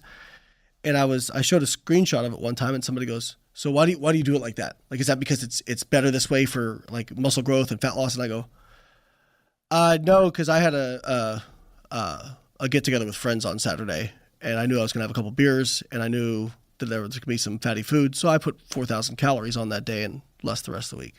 And they're like, that's it? That's your reasoning? I'm like, yeah. Like, compliance is the biggest one. I will tell people, I'm like, the reason that and we talked about this earlier, like I've never used performance-enhancing drugs. I've never, even when pro-hormones were legal, I didn't use them. I've never. And you're not on TRT. Not on TRT. We need to distinguish this because people nowadays kind of put TRT, well, as long as it's keeping someone's testosterone in the normal reference range, which is somewhere between 300 and 1,200 nanograms per deciliter, then they're not you've never injected a synthetic version of a hormone. No. And like my testosterone, even from like age 18, when the first time I had it measured up until like even a year ago, the lowest it's been, I think, has been like 750, and the highest it's been was like 1050. And so I obviously don't need it. Yeah, you don't right? need it. You're on the upper, you're high normal. Right. Yeah. So the reason that I've been able to have so much success, and I get the skepticism, I really do. So many people say, look at how many people are out beating their chest saying they're drug free, and then it comes out that they weren't, right? But I have been brutally consistent for 25 years. In 25 years, the longest I ever took off of resistance training was 7 days, and it was after I won world championships in 2022 for M1 93 kilo. So I've been able to be really consistent with my training. And I always give this comparison of, I think it just really highlights how powerful consistency is. And it relates back to my favorite quote I've ever heard. The magic you're looking for is in the work you keep attempting to avoid. The work is the hack. If people, and I liked what our friend Peter Attia said this when he was talking about biohacks and why I didn't like the term biohacks. He said, I don't like that it occupies so much mind space, right? You get people really focused on the minutia, which is fine if they're already doing the big stuff. If they want to kind of level up a little bit, cool. For me, minutia is where I live because the difference between me winning a powerlifting meet and me losing world championships is 1%, right? But for most people, we just got to get them consistent. If I said, Andrew, I want you to become the best 3-point shooter you possibly can be, but you can't get any coaching. You can't even watch any tutorials, right? But all you did for 10 years was go out and shoot 3-pointers for 2 hours a day. You probably won't go to the NBA, but I bet you'd be pretty good at 3-pointers, right? And I feel like if people could just get that message and internalize it more. No, it's not that you didn't have your carb to fat ratio perfect. No, it's not that you ate your carbs at the wrong time. No, it's not that you didn't get exactly this much protein. It's you just stopped being consistent. Mm-hmm. You stopped doing it. You were really consistent Monday through Friday, and then Saturday and Sunday came and you blew out, right? Like if I'm consistent with my budget Monday through Friday, but then I blow it on the weekend, hey, guess what? That weekend money still counts, and calories are the same way. And you enjoy resistance training. I love it. Do you do cardiovascular? Defined as, because people get, I'm starting to catch flack these days when I say cardio, believe it or not. Repetitive motion movement designed to elevate your heart rate for 12 minutes or more. So I'll usually do like a 5-minute warm up on the bike before I train. And then I will also make sure I get at least 10,000 steps on average per day. I usually average more closer to like 11,000. But I don't do a lot of purposeful cardio. Now, what I will tell you is my average heart rate in lifting sessions is about 140 to 150. So if the definition of cardio is that, then I'm getting cardio. And actually, when I've had, most of my markers of metabolic health assessed, I'm very metabolically healthy. I've got good, actually it was funny. I just competed at nationals in late May. And how'd that go? Won. Great, congrats. So I won. And actually, again, very cool kind of side story. We talked about the injuries I've dealt with. And so I'm 42 now. It's been an 8-year journey. And I mean, going from, I've had back pain so bad I couldn't even get up the floor. Needed a cortisone injection in my spine at one point just to be able to stand up. And multiple hip injuries, and a lot of chronic pain I dealt with. And I'm very proud of myself that I never gave up, because in my heart of hearts, I felt like I haven't hit my last PR yet. And at nationals this past year, I actually set a national deadlift record for my age and weight. Congratulations. And it was actually an unofficial world record and qualified for world championships. But one of the team USA coaches, his name's Matt Gary, him and his wife Susie are like, in evidence-based powerlifting, they are the GOATs. And there is no better game day coach to pick attempts than Matt and Susie Gary, other than maybe my coach, Ben Escrow. Shout out to Ben. But they were at the meet, and we've known each other for 15 years. And the next day I came down into the lobby, and they're down eating breakfast, and Matt's like, your ears must be burning. We were just talking about you. And I'm like, oh, what? He goes, you know what I'm impressed with? He goes, your cardiovascular fitness. And, a powerlifting meet's 9 lifts, right? You get 3 attempts on squat, bench press, deadlift. And so I kind of like looked at him weird. He goes, we were there between warm-ups and finishing. It was about 4 hours. You never sat down. You were yelling the entire time. You're talking the entire time, because I'm a very extroverted, active person. Then when I'm firing myself up, it comes out very extra. He's like, you're yelling the entire time, and you never were tired. And I, again, when I look at my heart rate and I was at the meet, I think the average was like 150 or 160. And so, some people would not consider that cardio, but I would say my cardiovascular system does all right. So I would argue it might be related to your not getting sick very often. It's very clear that activation of the sympathetic nervous system is one main driver of the immune system. This is why often people observe that they go through a very stressful period of life, and then they go on vacation and they get sick. Yep. Or they're taking care of a loved one, and that person either gets better or passes away, or there's some ending to that caretaking, and then they get sick.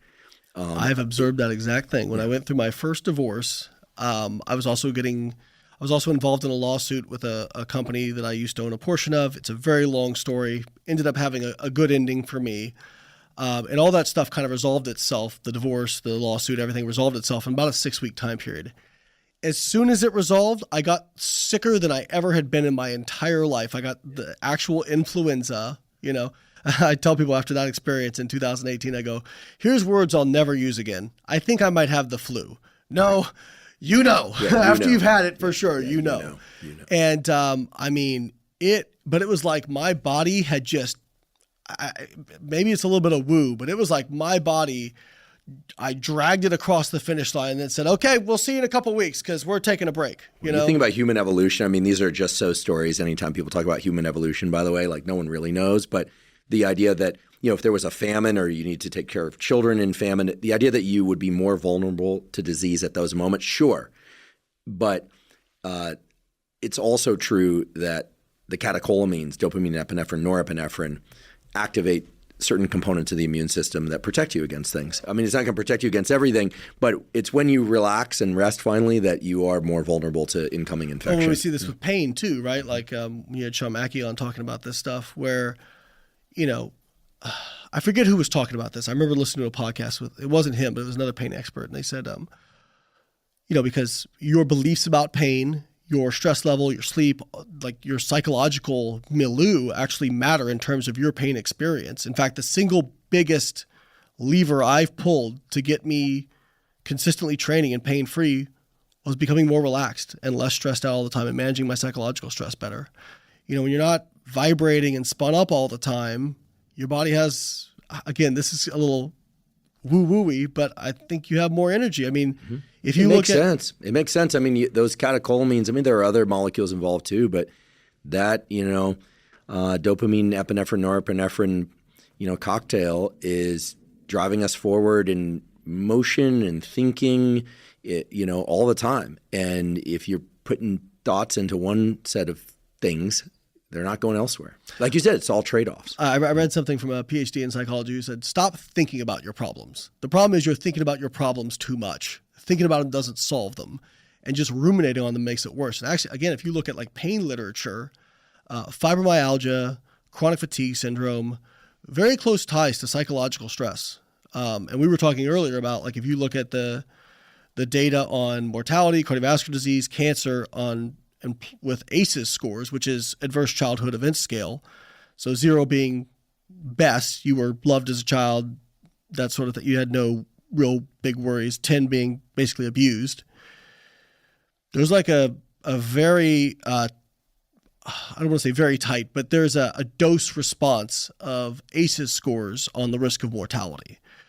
So what happens in the body affects the mind, and what happens in the mind affects the body. And we were talking about with pain literature, what happens in the mind affects the body in your pain experience. And even just something like sleep. There was a study done where they looked at military members, and they had 8 hours of sleep versus 4 hours of sleep, and they looked at the risk of acute injury. 236% increased risk in the people getting 4 hours of sleep versus 8 hours. And now here's where people get this wrong. Somebody reached out to me and said, well, I got 4 hours of sleep last night. Should I?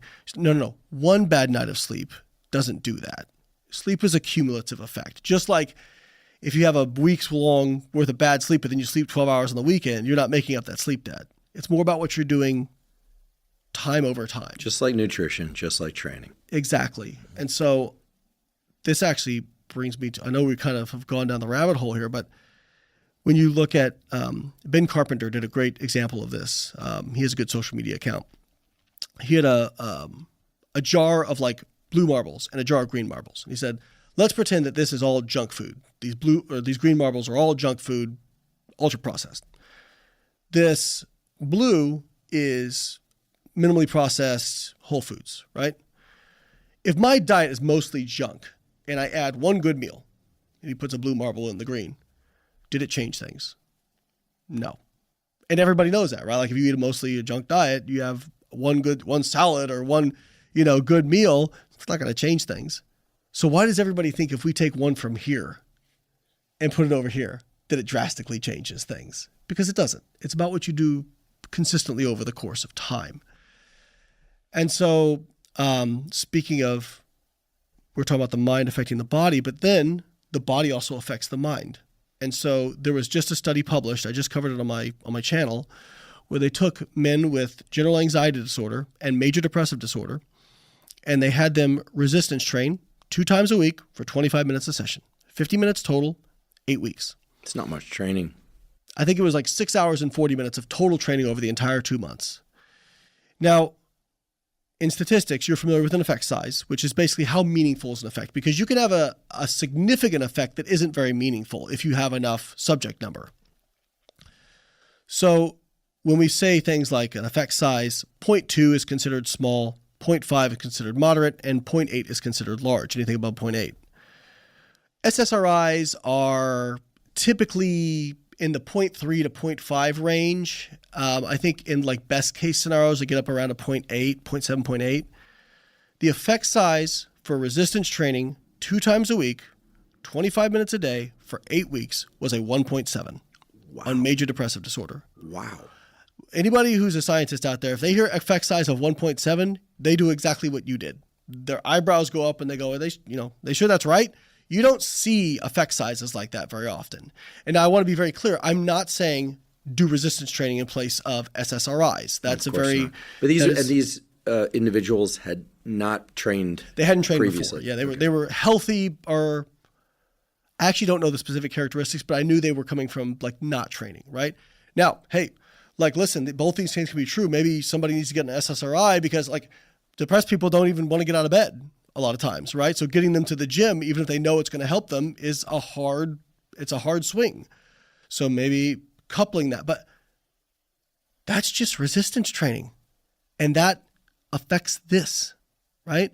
So I think one of the biggest revolutions we're going to see in science is the broad application of biopsychosocial across a bunch of different disciplines, and stop thinking about, well, your body's a bag of meat and it's attached to your brain. And if you poke the bag, punch the bag, burn the bag, cut the bag, brain goes owie. And I think we're going to start thinking about things much differently. And I think it's going to open up a lot more in science. And in fact, honestly, if I had to go back and do a Ph.D. again, it would be in some sort of like psychology or whatnot, because I just think there's so much untapped in that realm. And I was actually talking about this with somebody the other day, and it's pure anecdote. I'm completely speculating. I've yet to see an interview with somebody who's in their 90s or hundreds who sounds really stressed out. They're mostly like DGAF, right? And when you ask them what they did, like most of them say, oh, I drink wine every night, or the one I remember, she was like 110. She's like, yeah, I drink Dr. Pepper every day, or whatever. It strikes me that, and again, genetics matter, their lifestyle matters. I'm not saying any of that stuff doesn't matter. I don't see, at least in my experience, people who make it old age,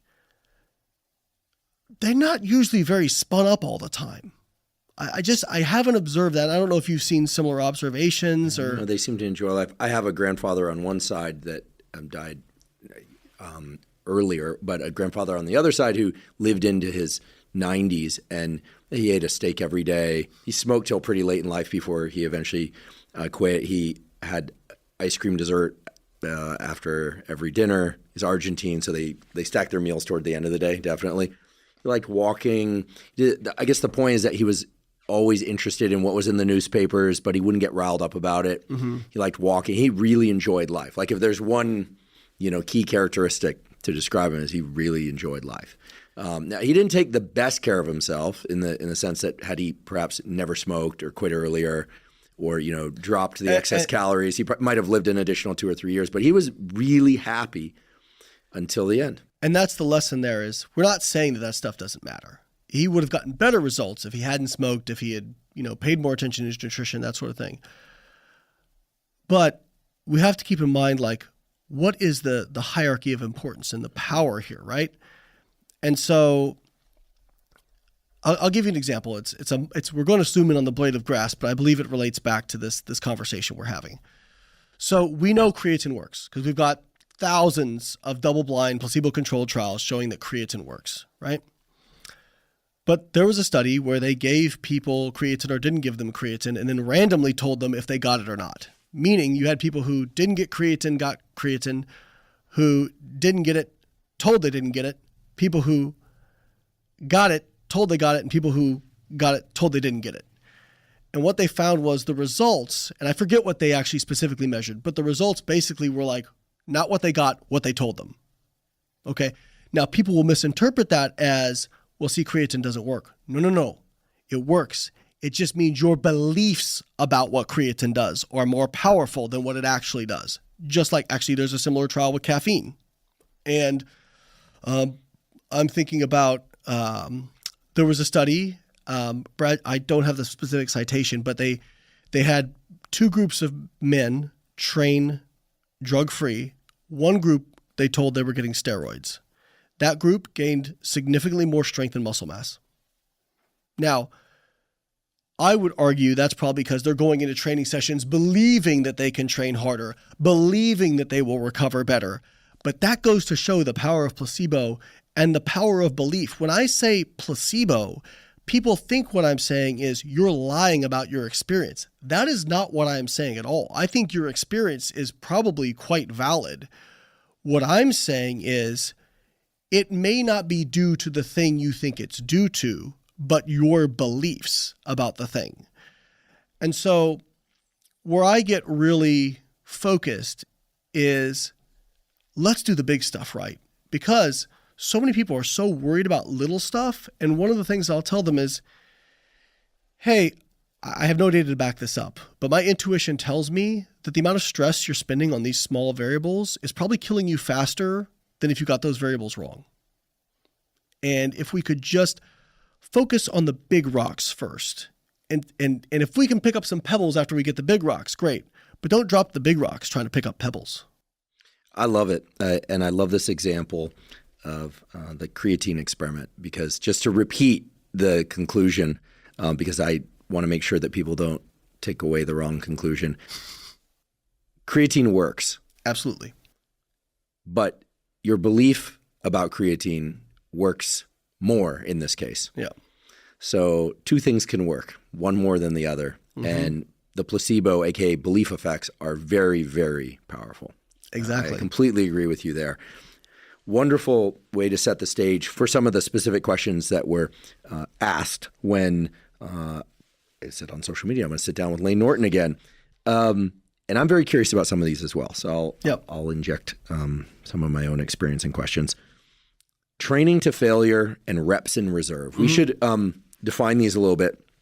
And before we get into it, it's fun to have these kinds of conversations nowadays about resistance training, knowing that both men and women should resistance train. People who want bigger muscles and who don't should resistance train. Because in the past, it was always about like bodybuilding and preseason football and people going to the military. I think thanks to the great work that you've done, but I'll just give a particular shout out to some of the women in the nutrition and fitness space, namely Dr. Gabrielle Lyon, in terms of menopause, perimenopause, Dr. Mary Claire Haver, and women in that sector are really emphasizing the key need for resistance training. There are other names as well, but really championing the importance of resistance training. Training to failure in my book means when you can't move the weight by whatever means anymore in good form, in proper form. That's failure. So we're not talking about forced reps. We're not talking about swaying the upper body or using momentum. So training to failure, you can't move the resistance anymore in good form. And reps in reserve, my understanding is one's own subjective understanding about how close they are to that point of failure. Do I have that right? Yeah. So you define failure the way I define failure, which is you cannot take the weight through another concentric repetition without breaking form. Reps in reserve would be an RIR of 1 means you stopped 1 rep shy of failure. RIR of 2, you stopped 2 reps shy of failure, and so on and so forth, right? And so I would define those that way. Okay. So with those definitions in mind, is training to failure more effective at generating strength and hypertrophy increases than if one keeps a few reps in reserve? And of course, we have to balance this against all the factors related to recovery, et cetera. But assuming that one follows a program of doing, and I'm really just trying to cut us right through the middle here, let's say 2 or 3 exercises per muscle group, and does, after a sufficient warm-up, let's say 2 to 5 sets that we're going to call work sets. You could imagine an extreme scenario where every single work set is taken to failure. Mm-hmm. You could imagine taking only the last set of each exercise to failure. You can imagine taking none of them to failure. Yeah. Assuming adequate volume is achieved across the week, my understanding is this is 10 to 20 sets per muscle group across the week. It could be distributed across different workouts or all done in one workout. Is training to failure going to generate more strength and hypertrophy than leaving some repetitions in reserve? So let's start with the extreme scenario. I go to failure on every single set, and I do what I need to recover. Mm-hmm. Doesn't matter if it's only doing that muscle group once per week or spread out multiple times per week. I'm doing what I need to recover in between. My genetics, my hormone status, my sleep, my nutrition, on and on. Is going to failure more effective than not going to failure? This is going to generate a lot of discussion in the comments. I can't wait to see it. So I'm going to cite quite a bit of work from my powerlifting coach, Zach Robinson, because he is at FAU, just finished his Ph.D. and did a lot of meta-regressions and meta-analyses on this exact topic. So I'll give you the answers first that are straight down the line scientific answers, and then I'll explain things. For muscular hypertrophy, you need to get close to failure. But you probably don't need to train to failure to maximize hypertrophy, but you got to get pretty close. You can be stronger, but to maximize strength, you're probably better off not touching failure very often. So there are a few studies now looking at this showing that I think there was one study recently, and I can't remember the exact details, but I remember it being pretty well designed. And the takeaway was hypertrophy was similar between the groups, but the group that went to failure or stayed a few reps shy of failure actually got stronger compared to the group that was taking most sets to failure. And did they control for total volume of work? So, okay, because I can imagine not going to failure, sure. You can do more sets because you've got and that's exactly more quote unquote gas in the tank, right? And practically that may be a benefit of stopping shy of failure, right? Mm-hmm. But they control for those variables. So when we talk about volume, the way we define that is essentially number of hard sets, which a hard set would be a set close to failure. The general consensus is within 5 reps of failure is considered a hard set. Now, what I will tell people is that may not sound like much. Most people have never truly pushed themselves to failure. Okay, and I'll give some practical examples of me. So my best set of squats ever, I did 530 for 10. This was a long time ago. Yikes. When I finished that set, somebody had to come save me because I couldn't fully lock out my lumbar and I couldn't get the bar on my right side all the way back up. Somebody had to run over in the gym and help me. After that set, I laid down and I physically hardly couldn't move for about 15 minutes. So this is, gun to the head. Yes, you do as many as you can. Your family's been kidnapped. If you don't get these 10 reps, you're all those mental games. That sort of thing. And I mean, I was done. You know what I mean? And so one of the things I'll tell people is the first 5 reps of that set were still hard. They still felt hard, right? And so people who will say, oh, you stop a rep or 2 shy of failure, you're trained like a wolf. I'm like, so you're telling me if I stop 2 reps shy on that one, that's an easy set? Because it's not. I can tell you that. And the reason I'm giving this background is because in research studies where they have people who are like beginners or intermediates and they ask them to rate their RIR, they tend to underestimate their RIR, right? So they'll say, during a set, say your RIR, and they might say 2.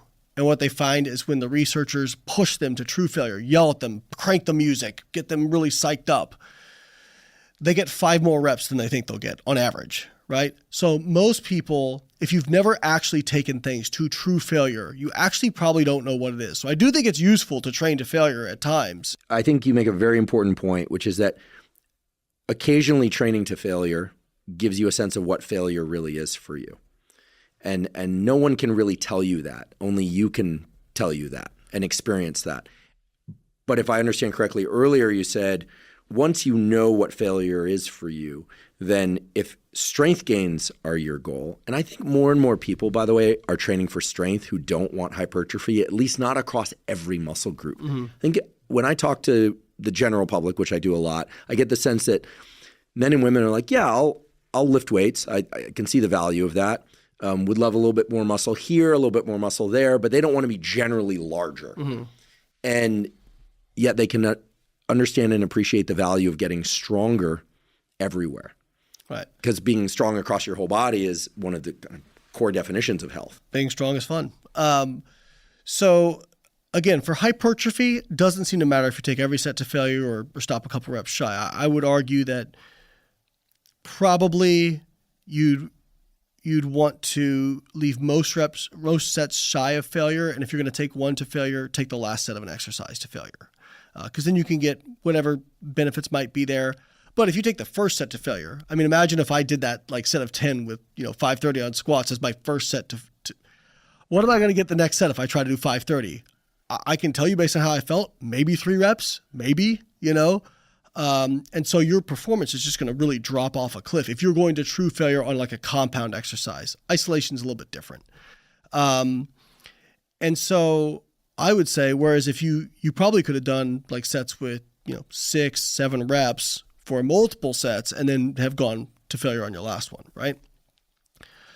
Now, it may seem a little bit counterintuitive. Why would it be the same for hypertrophy but different for strength? Well, with strength, you also have to think about stimulus to fatigue ratio because fatigue will mask strength, right? And I know this because when I overreach for powerlifting competitions, which is basically like we're taking me a little bit past my point of what I can recover from.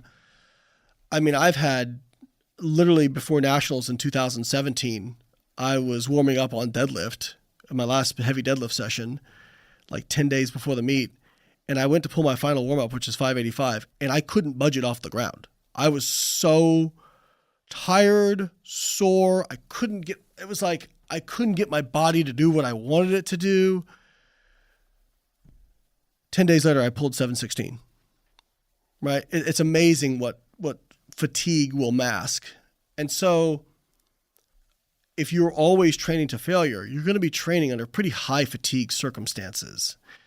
Doesn't really matter for muscle growth because it's really just about doing enough hard sets and putting that mechanical tension on the muscle. With strength, you also have to think about like what is the most pure form of strength? It's force production, right? And force is mass times acceleration. So you have a mass component, you have a speed component. And so this is actually Zach Robinson and his company, Data Driven Strength, who I've been coaching with for 3 years. I heard them on a podcast, and he was giving his like hypothesis of how to optimize strength in a powerlifter. And I remember thinking, I really like the way this guy is thinking. He's thinking outside the box, and it makes a lot of sense. So one of his things was, if you're training close to fatigue all the time, and the goal is strength, think about what that means in terms of your force production. So let's say you do a set of 8 reps, right? Your first few are pretty fast, and then by the end, they're pretty slow. The load hasn't changed. So what happens to your force production? Your force production is going pretty far down. He said, I don't really want my athletes grinding reps in training. I want them to hit some heavy singles and doubles and triples because they need that, because that's a skill. You have to have those neurological... Everybody's done this where they go, well, I hit this for 10 reps and here's what my run rep max should be. And then they go in and get stapled with it, right? Because it doesn't necessarily translate, because a 1 rep max or the purest form of strength is a very specific skill. If you've never trained it, it's very difficult to get accustomed to. So we want to hit his idea was, in workouts, we're going to hit a heavy top set, heavy single, double, or triple, or whatever it is. And then our back off sets, instead of taking those close to failure, instead of doing, say, well, we'll do, 75% of your training max for sets of 8 and have you getting pretty close to failure, instead of doing 3 sets of 8, why don't we just do like 6 sets of 4 with that weight? Because now you're doing those first 4 reps, which you can move that weight faster. You're having greater force production and creating the same good stimulus, but with less fatigue. And so, again, that was kind of the hypothesis. And he did a meta-analysis, meta-regression that supported this. And now some of the randomized control trials have come out and shown something similar. And in my experience, I was honestly shocked because he had all kinds of stuff to deal with when he first started training me, because I still was dealing with a lot of back pain, a lot of hip pain. I hadn't really gotten that under control yet. And when I got ready for Worlds in 2022, which I think we did our first podcast like the week after I had won Worlds, I worked up to being able to do like 2 or 3 hard sets of squats a week and deadlifts. And that was all I could do. That was all my body could tolerate before I get pain.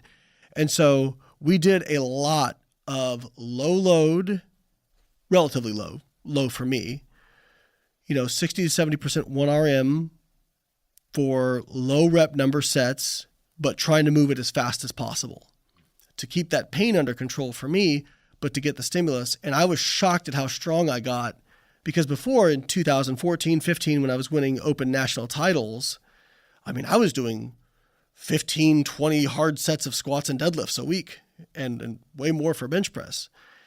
And so I always thought, well, that's how much I need to get to that level of strength. And even now, we've been able to keep progressing it. Now I'm doing probably more like 6, 7 harder sets of those exercises per week. And I'm basically back to the strongest I've ever been, doing way less sets. And I think a lot of it is we have learned to find the sweet spot with managing that stimulus to fatigue ratio. So all that to say, if your goal is building strength, it's mostly about, doing enough like heavy lifting that you actually do get stronger. And then if you want to train closer to failure, you can, because again, most of my audience isn't trying to be a powerlifter, right? No, but I think a lot of the audience would like to be stronger and not necessarily grow their muscles bigger, Right. except in a few specific places on the body. And so this would be the protocol. There we go, protocols, little plug. This would be a protocol for probably not necessarily like growing the most muscle mass, but getting stronger because you're not training so close to failure. But obviously you're trying to move, as Zach says, whatever that given load is, you want to move it as quickly as possible. And so, and there's actually also data to show that like if you train slower purposefully, that it's not as good for strength. So there was a meta-analysis recently where they looked at either concentric repetition of slower than of more than 2 seconds or less than 2 seconds, and saw strength outcomes were better in people taking less than 2 seconds to complete a rep. Interesting. So that's the concentric phase. Yeah. The lowering phase, the eccentric phase. No, we're not sure about that yet. Interesting. So we do use some tempo training in my training, but it's mostly because like me doing a slower tempo squat, if my back starts acting up, I can do some squatting and not really hit that pain trigger as much. Mm-hmm. So, but I'm still trying to move the concentric as quickly as possible. And so I don't know about that. It doesn't matter how slowly you move the concentric versus how fast you move it. But yeah, what I would say is, when it comes to building muscle, really the world is your oyster. The research really shows machines versus free weights, low reps, high reps. Low reps, high reps, going to failure, stopping a few reps shy. It all builds the same amount of muscle for the most part. But you have to work hard. But you got to work hard. Yeah, you got to be consistent with it. Obviously, like the theme of this podcast, right? But you can do it anyway. And if we look at obviously anecdotal, but if we look at the history of the Mr. Olympias, they all train very differently. Ronnie Coleman, I'm sure you remember when The Unbelievable came out, his DVD back in like 2001, where he's tossing around 200-pound dumbbells and he's doing 800-pound squats and 600-pound front squats, and everybody's just looking at this like, my God. And then you watch somebody like Phil Heath train, who, again, one of the greatest Mr. Olympias of all time. Phil mostly did machines. But he built, obviously, a great amount of muscle. Now, people will say, well, they're on steroids. All those guys. Yeah, it's all controlled. Trust me, it's an equal playing field because they're all doing it, right? And the research shows anywhere from 5 to 30 repetitions can generate hypertrophy as long as the final few repetitions are really hard and correct. And volume is adjusted. There is no hypertrophy rep range like people used to think about. It's like 6 to 15 reps is hypertrophy. Now I think practically it makes sense to do a lot of your sets in that range because if you're trying to do 30 reps getting close to failure, I'm going to run out of breath if I'm doing any kind of compound. If you work out in a it's also boring for me. Yeah. So, and if you work out in a gym where there are other people, like be kind, like the other people are going to need the space and the equipment. So, it could take forever, 10 sets of 30, like that's impolite. So we're only half kidding there. One of the more common questions is about training for people 50 years old and older. Love it. And I love the fact that we're talking so much about strength. This seems to be one of the key evolutions in this field. Again, in my opinion, the people who have come through this podcast as guests, Dr. Gabrielle Lyon, yourself, Andy Galpin, who now has his own podcast, the Perform podcast, like more and more discussions about strength and training for strength for the general public, not just people who want to be powerlifters. So I think there's a lot of carryover there. And I think the more that people hear us say that resistance training can be really powerful for health and longevity, and getting strong is one of the best things you can do for your health and longevity, injury protection, et cetera. Peter Attia has talked about this, and it's not just about building muscle. Want to know how they should adjust their training, if at all, if they are 50 and older. So obviously, one of the key things to getting and staying in great shape over time, I always say, is avoid getting hurt. Could we say, okay, don't try anything too novel and crazy without easing into it? Could we also perhaps— But I would say that goes for anybody, okay, quite frankly. Okay. Could we also say perhaps find the movements that you can do without injury and just keep doing those over and over? Is there any evidence that mixing up the exercises is important, meaning doing new movements?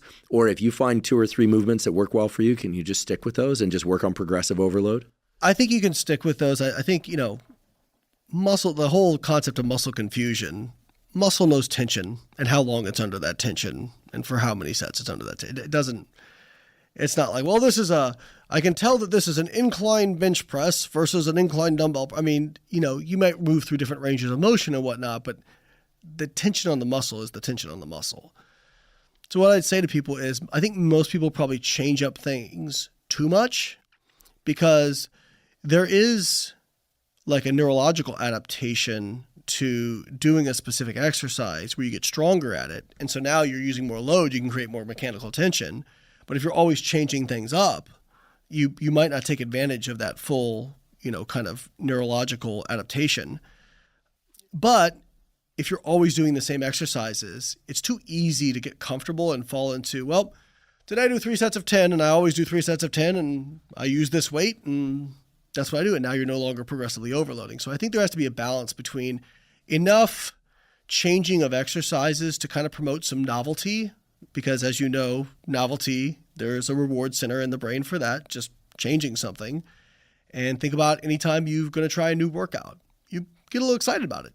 When I was going to try Zach's way of training, 3 years ago, I was like, I was very, very excited about it, So I think there is a place for that, but I think people tend to fall into a little bit too much of doing the same thing over and over, or constantly changing things because they're always chasing that novelty. And I think that the reality is probably somewhere in the middle. But specifically for over 50, I think whatever you can do with low pain level and be consistent with that you enjoy, that's what's best for you. I mean, I always tell this story. I had a client who, they loved CrossFit. They loved doing CrossFit. And they said, I want to build muscle, and I know it's not the best workout for building muscle. I said, it might be for you, because if you hate bodybuilding training and you're not motivated to go do it and you don't enjoy it, you're probably not going to work hard at it. And so maybe for you, a CrossFit workout is the best muscle building workout, because if I try to get you to do something else, you'd hate it and would lose motivation. Right. And it feeds back to that consistency principle that you talked about before. Exactly. So when we look at I think this might be interesting for some of your listeners. So when we look at how much muscle you can build after a certain age, you can build the same amount of muscle as a percentage of your starting skeletal muscle mass. Okay. So what I mean by that is once you're 50, 60, you've usually lost some muscle. Okay. And if you've never lifted before, if you go into lift as a percentage basis, it appears that you will still gain the same amount of lean mass. But for example, if somebody has 80 kilos of starting lean, most of your podcast listeners are USA, I assume. So let's say somebody has 150 pounds of lean mass when they start, just throwing out a random number, and they gain 10% over a couple of years. Now they have 165 pounds of lean mass. They've gained 15 pounds, but the percentage is 10. If somebody starts and they have 20 pounds of lean mass, 10% of that is 12 pounds. They gained an absolute less amount, but as a percentage, it was similar or same. And we actually see that with women too. Women actually develop as a percentage of their starting lean mass the same percentage increase in lean mass as men when they do the same level of hard training. So what I tell people I'll hear people say, well, I'm too old to start resistance. No. Now is the perfect time to start, right now.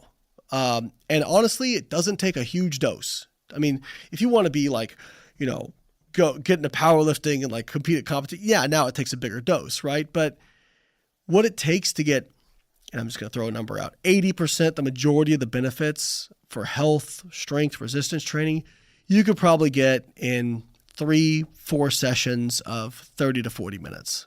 You don't have to have a huge input of time. And just look at the depression study we talked about. Obviously, that's not like muscle and strength, but 2 sessions of 25 minutes. I mean, it is a absurdly low dose that you require. And I think a lot of people, I try to be careful about this too, will see how I train, which is 2-3 hours a day for 5 days a week, and think that's what's needed. No, that's what I want to go win a world championship. That's what's needed for that.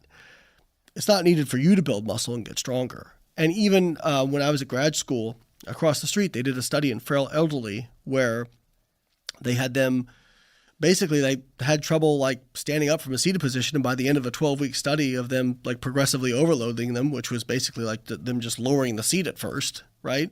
And then maybe adding like a little bit of weight. They saw these people built muscle, built bone, got healthier, better quality of life. And these are people in their 70s. And there was a study in Australia that actually got on the news. Peter Attia talked about it with elderly women who I think they were above age 70. And there's some of them in there deadlifting like 150, upper hundreds in deadlift, It's incredible how I took a class called Skeletal Muscle Structure, Function, and Plasticity. Your skeletal muscle is so adaptable. It is such an adaptable tissue. It's amazing. The same thing that can allow somebody to squat, Jesus Oliveira, shout out, squat over 1,000 pounds is the same tissue that can allow somebody to run 100 miles like David Goggins. Think about that. That's really incredibly adaptive. And so what I'll tell to people, regardless of your age, your sex, whatever demographic you are in, resistance training for just a couple times a week for a short period of time will drastically improve the prospects of your quality of life, your longevity. I mean, if we look at hand grip strength, we look at lean mass, they're all inversely associated with mortality, especially the older you get, becomes a stronger association. And I always tell people, I'm like, it's not about the hand grip strength. This is a proxy for just strength overall, right? There was a study where they looked at push-ups and found push-ups were inversely associated with mortality. It's not that doing push-ups is magic. It's that is a proxy for that person being strong. And we focus so much of our attention, especially like on falls in the elderly, right? Of, well, if they had more bone mass, they wouldn't break their bones. What if they didn't fall in the first place because they were strong enough and had good enough gait and balance to catch themselves? And oh, by the way, nothing better for increasing bone mass than resistance training. So I am a huge fan of, and then we already talked about like the metabolic, like skeletal muscle. Gabrielle touched on it. It was one of the first things Don Layman said when I came in his lab. He goes, skeletal muscle fits every definition of an organ, and we don't talk about it like an organ. We talk about it like it's this inert tissue that just sits there, and it is not. It sends out signals to other tissues. It integrates signals from other tissues. It is an endocrine organ. And so many people have unhealthy skeletal muscle. And if we treat it, and what happens when you resistance train? What happens when you build muscle? Muscle is a metabolic sink. It is greedy, right? It's sucking up. It's incredible. You could take people who are type 2 diabetic, and if you get them on a slight calorie deficit, you get them to start exercising, it is incredible how fast their blood markers will start to resolve. Like they can still be obese and you'll see their blood markers start to resolve within, like you'll see improvements in weeks. Layman did I want to say a 16-week study in either diabetic or pre-diabetic women back in like 2003, I want to say. And he said within 4 weeks, he said, we already saw these blood markers start to resolve. Like your HbA1c hasn't resolved, but a lot of these other markers start to resolve because at a fundamental level, at least in my opinion, and other metabolism people may disagree, I'm a big fan of Occam's razor, which is, plainly stated, all things being equal, the simplest explanation is typically true. The actual hardcore scientific definition is the hypothesis that requires the least amount of assumptions is usually true. You're putting in so much energy into a system and you're running out of places to put it. So you have skeletal muscle mass, you have liver, these other tissues in the periphery, and then you have adipose tissue. And did you know that actually people who have more adipocytes are actually more resistant to type 2 diabetes? So they have more smaller fat cells that can soak up more of this stuff. And since type 2 diabetes is basically too much glucose in the blood, right? And a lack of insulin sensitivity, small adipocytes are more insulin sensitive. And so what happens is at least in adipocyte physiology,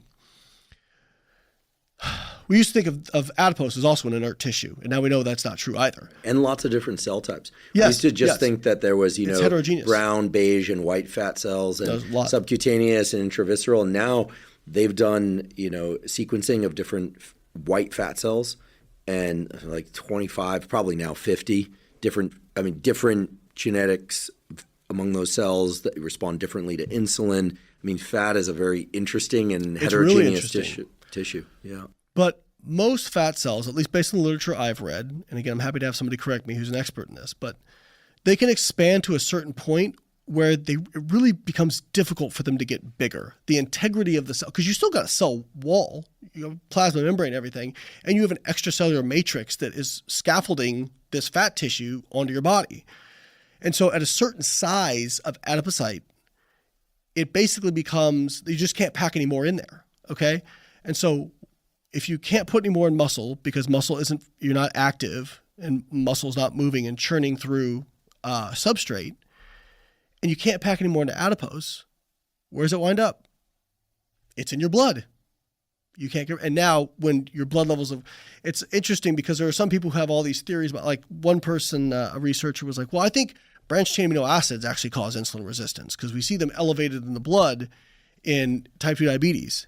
And I was actually I was a grad student watching this person present, and I put my hand up. I said, "Isn't everything elevated in the blood in type 2 diabetes?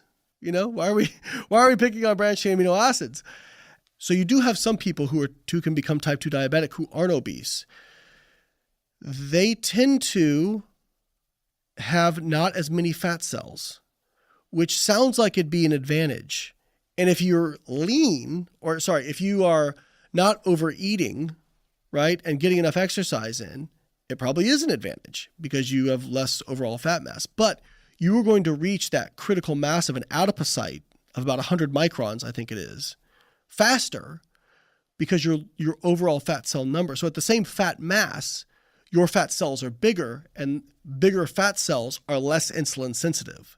In fact, one of the treatments for type 2 diabetes, sulfonylureas, I think they're called, they're PPAR gamma agonists. They actually increase the production of fat cells. They create new small fat cells. Now you have a place to put stuff, and you lower your blood glucose. So it's a reservoir. Exactly. And I'm overgeneralizing to be sure. And again, I hope if I've butchered anything, somebody will come in and correct me. They will. But what's amazing is this stuff in the blood, you just got to get stuff moving. Like, because you start doing exercise, start controlling your calories a little bit. Guess what? You're oxidizing things through the Krebs cycle. You're going through glycolysis. You can now start to pull things in, right? You're using this substrate. You can start to pull things in. And because you're pulling things in, now adipose can start to release some of its free fatty acids into the blood, or some of its triacylglycerides into free fatty acids into the bloodstream, which can also facilitate this muscle. So using muscle, it is a partitioning effect, and it doesn't take long to start lowering this glucose, blood lipids, these things in the blood, it can actually resolve, at least those markers can start resolving themselves pretty quickly, which is why, when we look at weight loss, what level of weight loss they say is clinically relevant, it's only 5%, right? Which you'll have obese people and they'll say, well, 5% weight loss, you see these big benefits in like blood lipids and metabolic health. You wouldn't think with just 5% weight loss you would get that, but you do because you're just giving a little bit of space to get that stuff in the blood out. Now, again, I want to be very clear. This is not a proven thing. I feel pretty strongly that this explains a lot, but again, this is my personal opinion about how these diseases develop and whatnot. But I think it's relatively simple. Yeah, thinking about muscle as an organ, thinking about feeding muscle, we talked about that earlier, thinking about moving muscle and in particular training for strength, resistance training of different kinds. Hypertrophy, yes, but I'm kind of giving a little bit of a biased vote for more strength training out there across the population for the longevity reasons. I mean, Peter Attia has pointed out that the percentage of people who die after a fall, not because of the fall itself, but because of a hip injury or a wrist injury, and then they go immobile, or they're just not exercising as much anymore, then they get an infection, and then it cascades. In fact, I had a conversation with one of my parents recently on their 79th birthday. I said, in the next 5-10 years, your biggest risk is probably going to be going downstairs or stepping off a curb, not going up. But as Peter's pointed out, going down. So that eccentric movement, being able to sustain a fall, being able to not fall, to catch yourself, so to speak. Well, and practically you fall farther going downstairs than you do going upstairs. Up. Exactly. Yeah. And that pattern of falling while going down precedes a lot of infections and that end up deadly, right? So, hats off to Peter for really pointing out the relationship between those things, and to you for encouraging people to strength train. Also, I love the idea that I don't have to go to failure if I'm in strength training, because I like training heavy, but the training to the point where the muscles are quaking. Yeah. Even though that's how I initially started training, because I came up in the Mike Mentzer camp, I actually find that it eats into my recovery in a way that maybe is a little more subtle but meaningful, nonetheless, which is that I feel fatigued later in the day. Whereas if I complete a training session where I can complete every rep, I notice I don't get into that quaking thing. I actually have a lot of mental and physical energy later in the day. And it's psychologically and emotionally fatiguing as well. Maybe this one could be out of a brief answer, or maybe not. I don't know. Are there true age-related changes in metabolism that are independent of decline in muscle mass? I saw a paper, I think it was published in Science a few years ago, that said that metabolism actually doesn't slow that much as we age. Of course, total muscle mass. So you mean BMR? BMR, okay. Basal metabolic rate. In general, I should just say up until that paper came out, I thought, okay, as we get older, our quote-unquote metabolism slows. Then, of course, we have to remember that puberty and childhood is sort of like being on performance-enhancing drugs, in the sense that protein synthesis is just massive and ongoing. But let's just say from age 30 onward, let's say between 30 and 80, assuming that somebody's doing things to maintain muscle mass, is there any reason to believe that their basal metabolic rate actually goes down just as a function of age? Yeah, you're citing the work from Herman Ponzer, and really great lab looking at energy expenditure. That he does a lot of great stuff. And so that study was looking at several thousand people, I think, looking at their total daily energy expenditure, and really found it's pretty flat from like age 20 to age 70. And then it kind of starts to go down, but you can tie it to the loss of lean mass. And same thing for basal metabolic rate when they do indirect telemetry.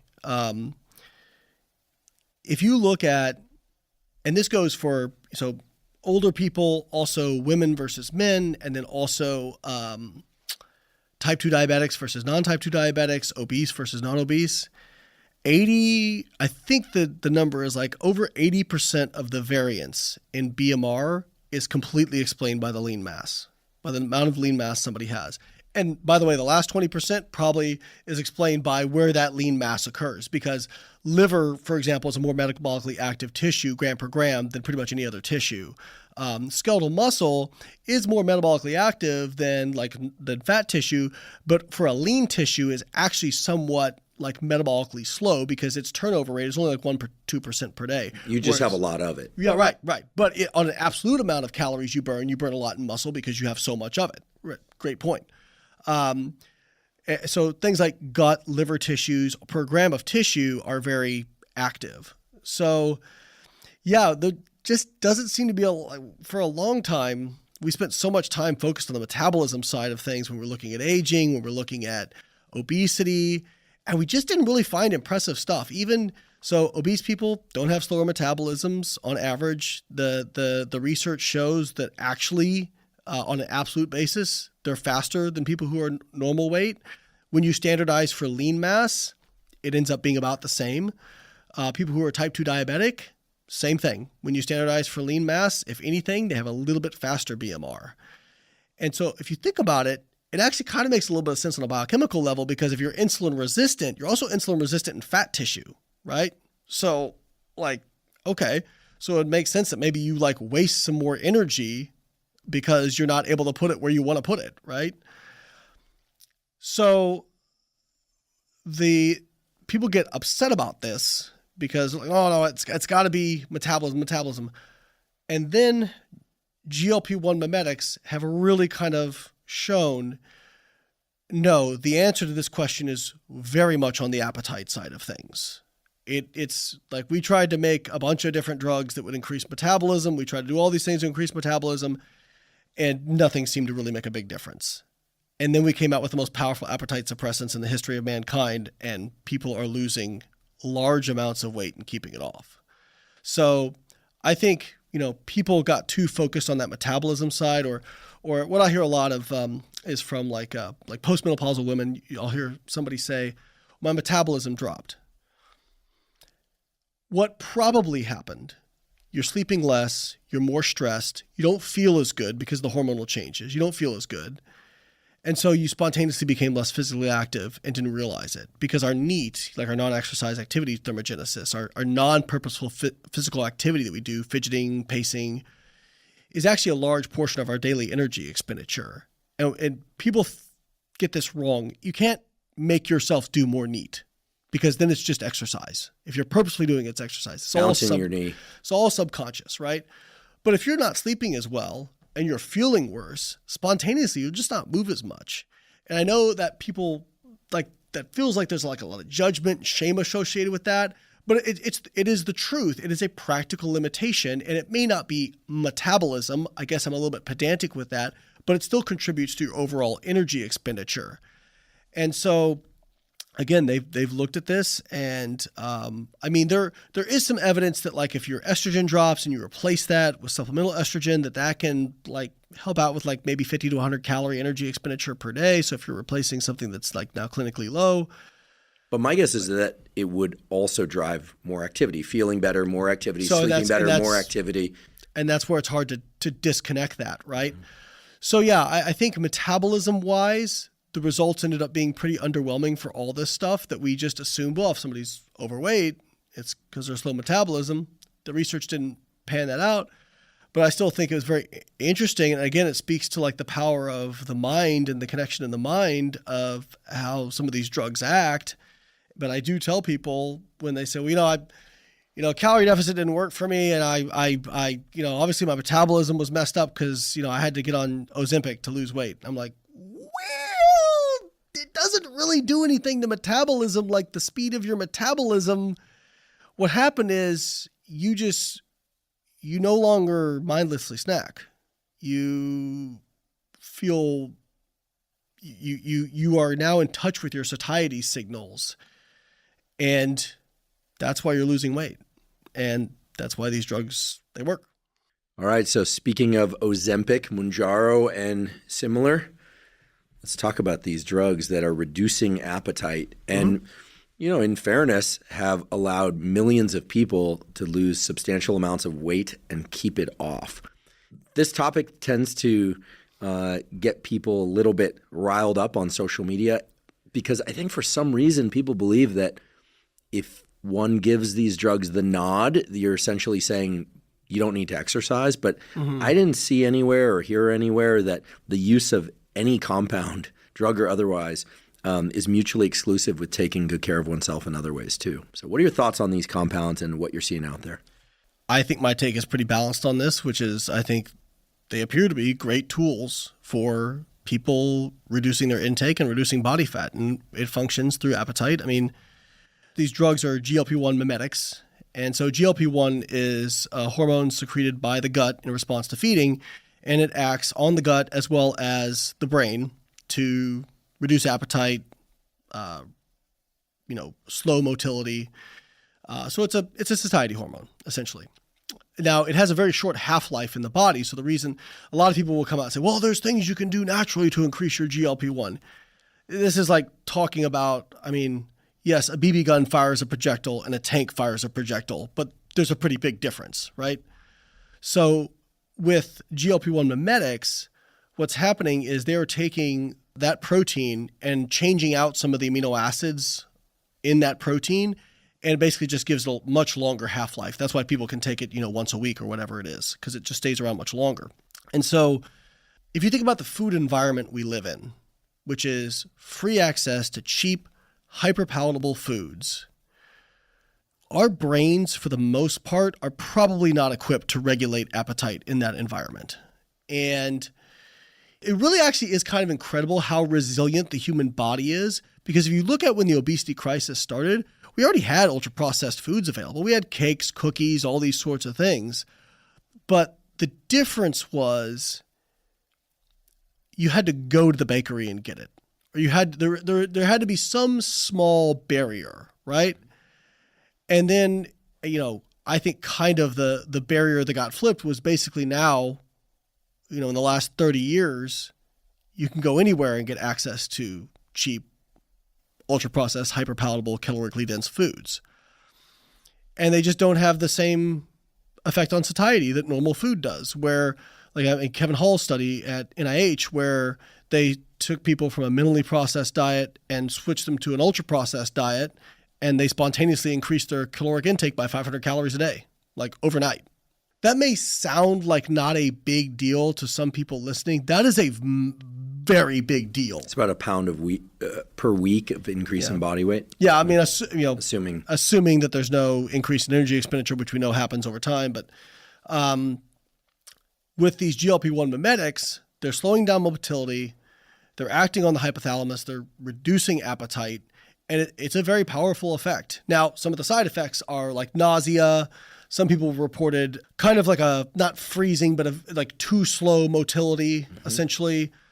So there's some GI side effects, which are kind of to be expected with something like this. And on one side, you've got, it's so funny how everything gets politicized these days. But on one side, you've got people saying, oh, these drugs have no side effects whatsoever. And, heck, I think everybody should be on GLP-1s because we're not made to live in this food environment. And then on the other side, you got people saying, well, this just obliterates the need for hard work and these people don't take accountability. And I don't really think either of those messages are really useful. I think there's a lot of nuance here. And it's a drug, and every drug is going to have side effects, some worse than others for different people. And so for some people, it's not going to make sense to take it based on their lifestyle and side effects they get. But for other people, I did a post on this where, I talked about how much weight people lose on average. And so many people in the comments said, I've lost 100 pounds or I've lost 80 pounds or whatever it is. Taking Mounjaro or ozempic. One of these GLP-1 mimetics. And again, going back to our conversation of big rocks, people worry about lean mass loss. They worry about, there was a study in, I think, rodents where they saw an increase in thyroid. I want to say thyroid cancer or something like that, but it was at not really a physiological dose. And again, it's rodents. People say, well, we don't know what the long-term effects of these drugs are. Well, they've actually been around for diabetes treatment for a couple of decades now. But, do we know what they do in 50 years? I guess not, but we know what obesity does. So I'm going to take Ron White's line, which is shoot the alligator closest to the boat. I think if somebody's very overweight or obese and they've tried a bunch of different methods and people say, well, they just haven't been consistent. Okay. So we can live in fantasy land or we can live in the real world, which is maybe some people just need some more training wheels than other people, okay? If we could stop putting like an ethical judgment on how easy or hard it is for certain people to do certain things. I mean, it's easy for me to say, just be consistent, because nutrition has never been a problem for me. I've never struggled with my weight, but I struggled in other areas of my life that, why can't I just be more consistent? Why can't I just do the things I know I need to do? I'm sure you would feel the same way about certain things in your life where it's like, well, I know logically what to do, but it's hard for me to do it, right? And so if we look at the burden on the healthcare system of obesity and these type 2 diabetes and then all the metabolic diseases associated with them, it's hard for me to imagine a scenario where this is not a big net positive, to be quite frank. Now, this is, as my friend John Deloney says, it's both and, okay? Some people, this is really going to help them, and it should be done in concert with lifestyle changes and lifestyle education, because we don't want people to go from eating a lot of a crappy diet to a little of a crappy diet, right? We want them to make better choices overall. But sometimes, again, habit coupling, people don't get motivated and then get results. People start getting results and then get motivated, right? And so a lot of times people will start losing weight and now they're motivated to go to the gym. They're motivated to eat better. It doesn't happen in a linear path. These things are kind of like, like the opposite of a vicious cycle where you're getting into a good cycle, right? And a lot of people tend to fall into these categories where when things go bad, they go really bad because it's a vicious cycle. When things go well, they go really well because it's a good cycle. And so what I would say is, with the concerns about GLP-1s, the one I hear most is loss of lean mass. So in studies, people who use GLP-1 medics, they lose like 30 to 40% of the weight from lean mass, which is a concern. But by the way, that is similar to the amount of weight from lean mass people use who diet without resistance training or exercise. So I don't think that it's a unique problem to GLP-1s. And my guess is when we start getting studies that combine exercise with GLP-1s and look at lean mass retention, we'll probably see pretty similar results. So I'm not super worried about that. On a practical level, I can see some concern with it because if you don't have much appetite, you're usually not selecting protein as kind of your first, line of what you're going to pick. Mm-hmm. And additionally, fiber, you're not usually going to select as your first. So I think, again, these are great kind of like, if we think about like training wheels, I think these are great training wheels for people. And through natural, just having less appetite, people start controlling their intake better, and then all these other habits start to fall into place for some people. And I talked to a friend who, she's a nurse practitioner, and she tried a GLP-1 mimetic just because she's like, I'm a nurse, I want to see what this stuff is like for me. And then she talked to a lot of her clients, and the anecdotal feedback that popped up a lot was it stopped the food noise in my head. I wasn't thinking about food all the time. I just stopped thinking about it so much. And if you look at obesity, I mean, again, it really is on the appetite side. We know that obese people have lower sensitivity to satiety signals. They get a greater reward from food. Like I just posted about a study the other day where they gave a milkshake to people and they didn't really see a dopamine response. But in people with binge eating disorder, when they give something like that, they do see a dopamine response. So a lot of it is contextual, right? And so I think a lot of it is contextual around obesity of, okay, these are people who get a greater reward from food on average. They're thinking about food more often. They've probably also dealt with people telling them in their entire life or however long that they need to lose weight. And so food is always on their mind in one thing or another. It's kind of like in Ghostbusters where they say, don't think about anything bad. What's the first thing you're going to do? You're going to think about something bad, right?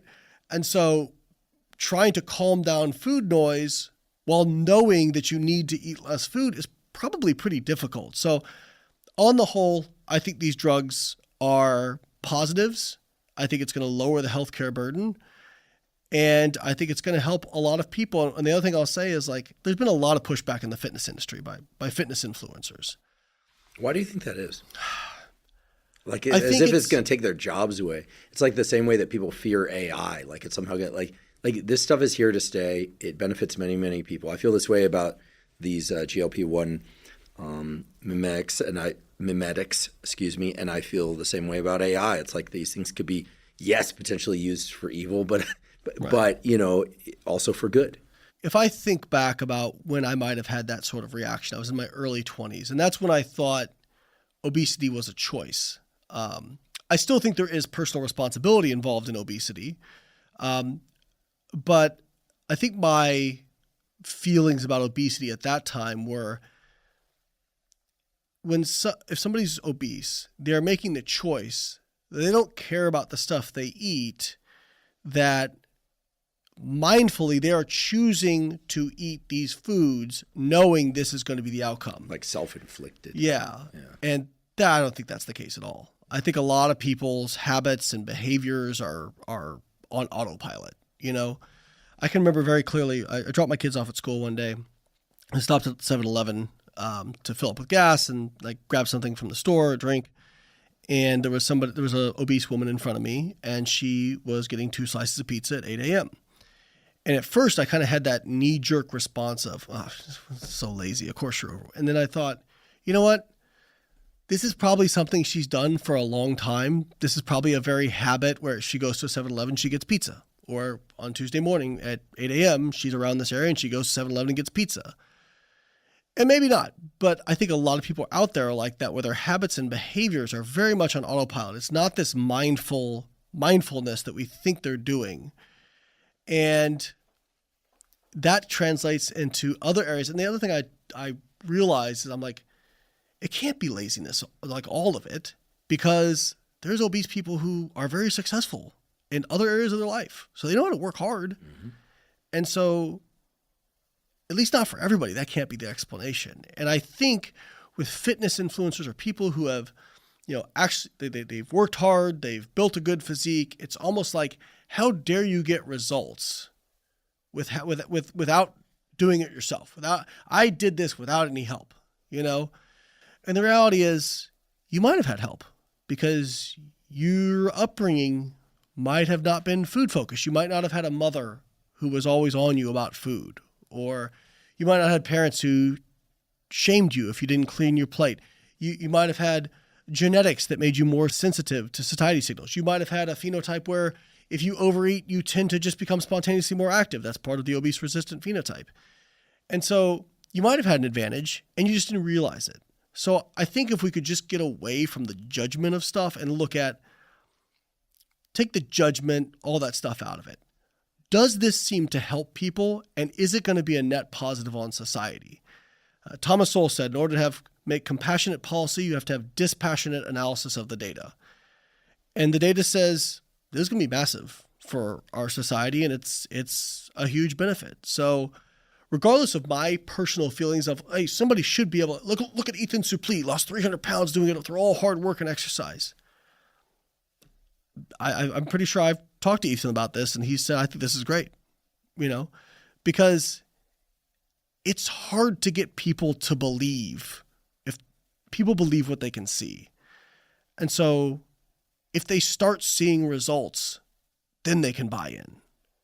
And yeah, I think overall it's a net positive. So, maybe studies will come out in 10 years and people are falling over dead from this stuff and we'll say, oh, whoopsies. But you have to shoot the alligator closest to the boat. And right now, the biggest burden on our healthcare system, I think I'm correct in saying this, and the biggest threat in a lot of ways is how metabolically unhealthy our society is getting. Yeah, I think also when people hear about these drugs, they think about the person who's slightly overweight or who is already fit, who wants to be even thinner. Yeah. And that's not what we're talking about here. And I have a good friend who is an air traffic controller. He works very, very hard, very stressful job, obviously, high consequence job. And he's very overweight. He's got to be more than 300 pounds by a significant margin. And he's really struggled over the years. And for years, he talked about getting his, quote unquote, stomach stapled, that's sometimes referred to that way.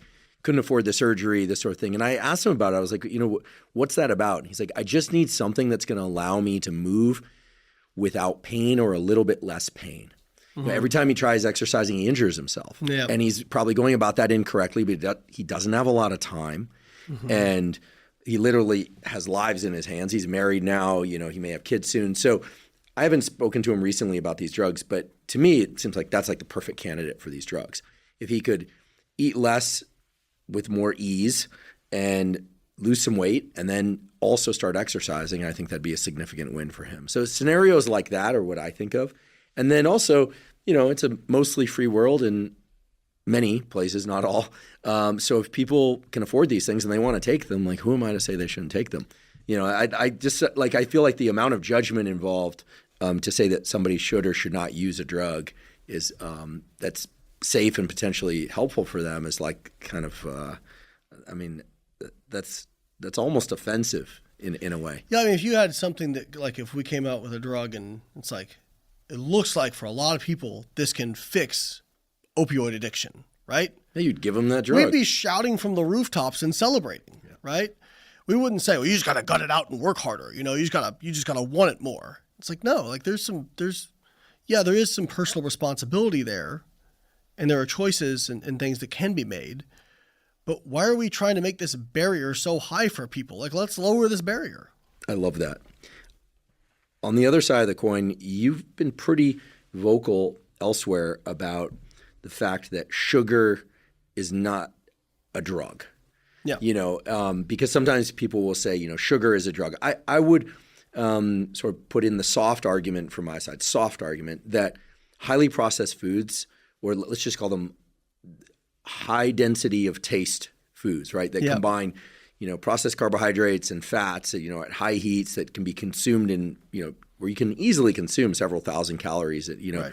almost unconsciously, right? I mean, unless you're asleep or in a coma, you can just pop these things in your mouth and keep going. I don't even know if they taste that good, but people just keep going. That there's a bit of kind of lack of awareness and compulsivity to them.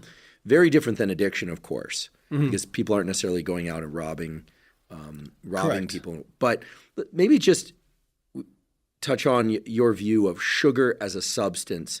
We're not talking about the sugar in fruit. We're talking about candy, ice creams, desserts, quote unquote hidden sugars. Yeah. What are the real risks of these things if people are consuming them still within the confines of their daily caloric needs? So they're not eating excess calories.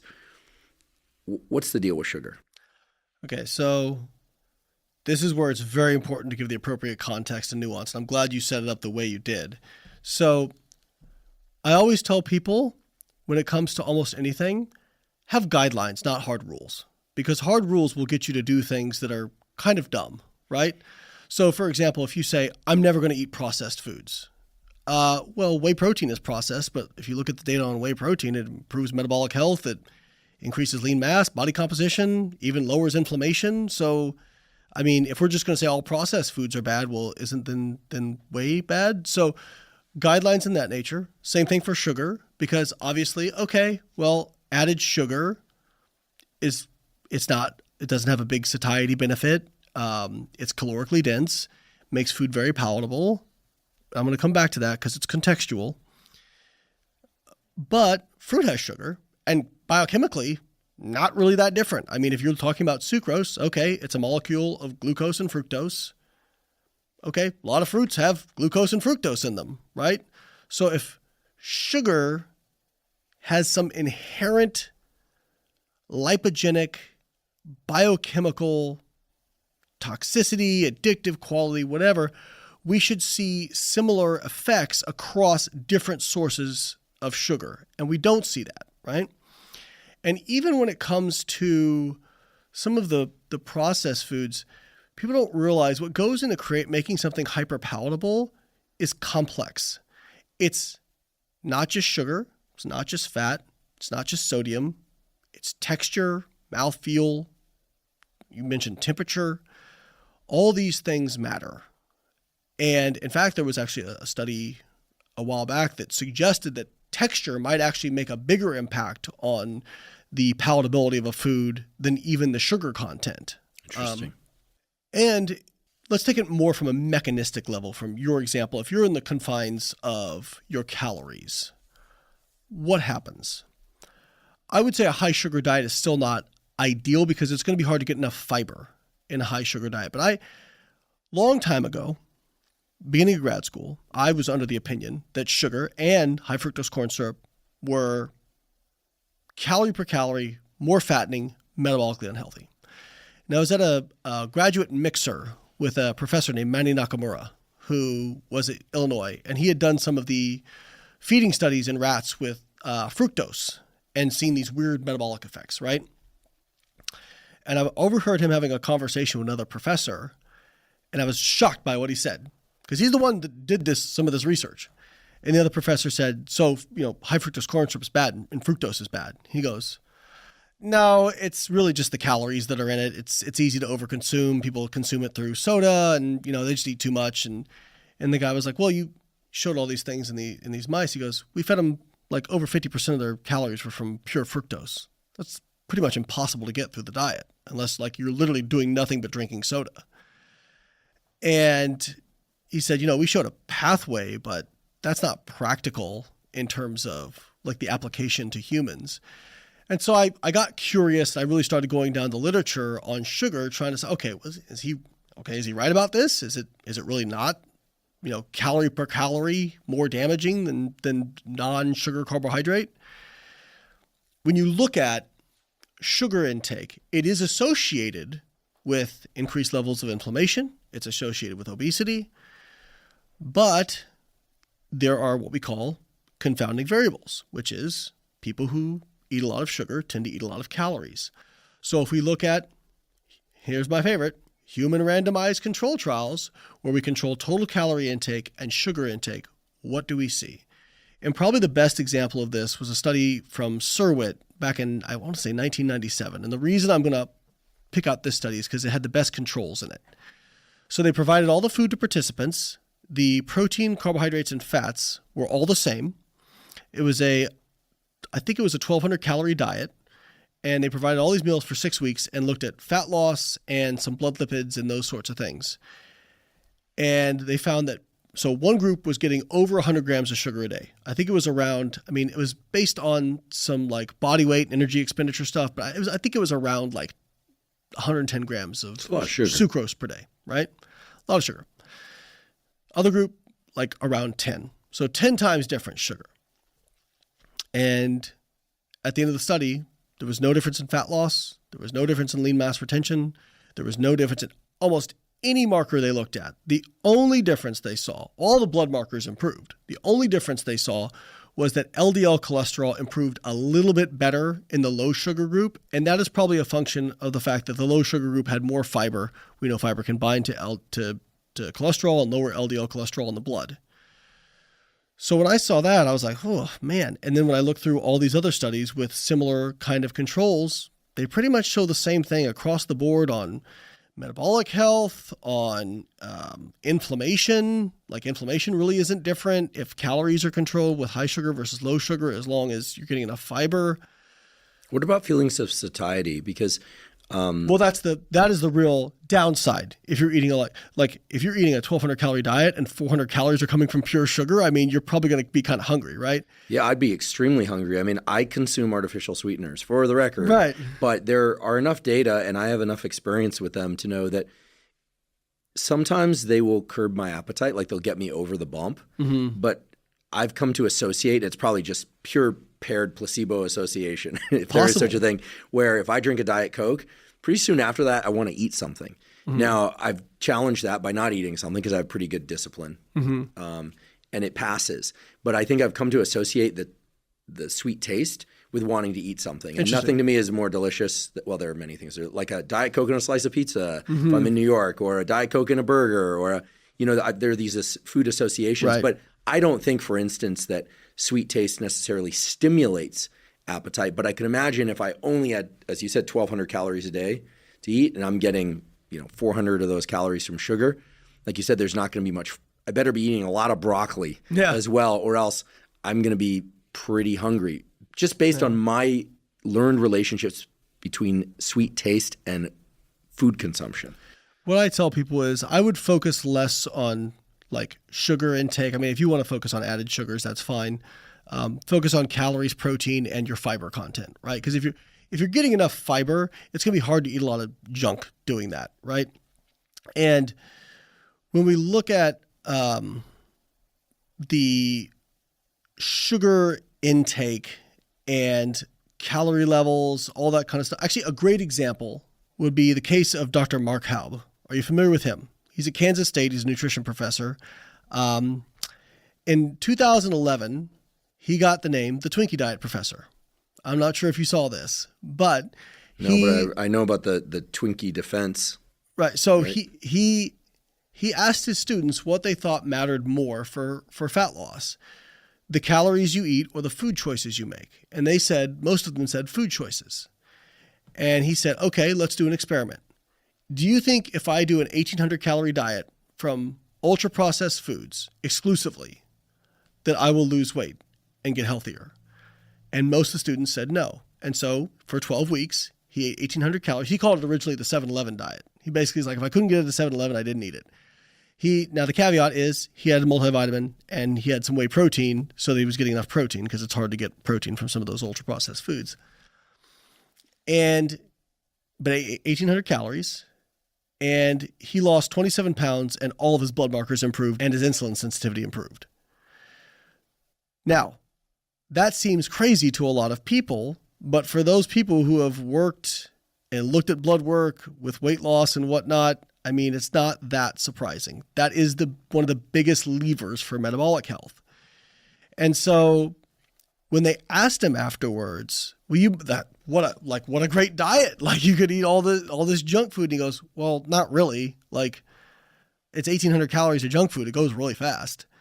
I was pretty hungry. And honestly, like first week it was like, oh, this is kind of nice. And then after that, I was like, I'd really like just a really big salad, just something satiating.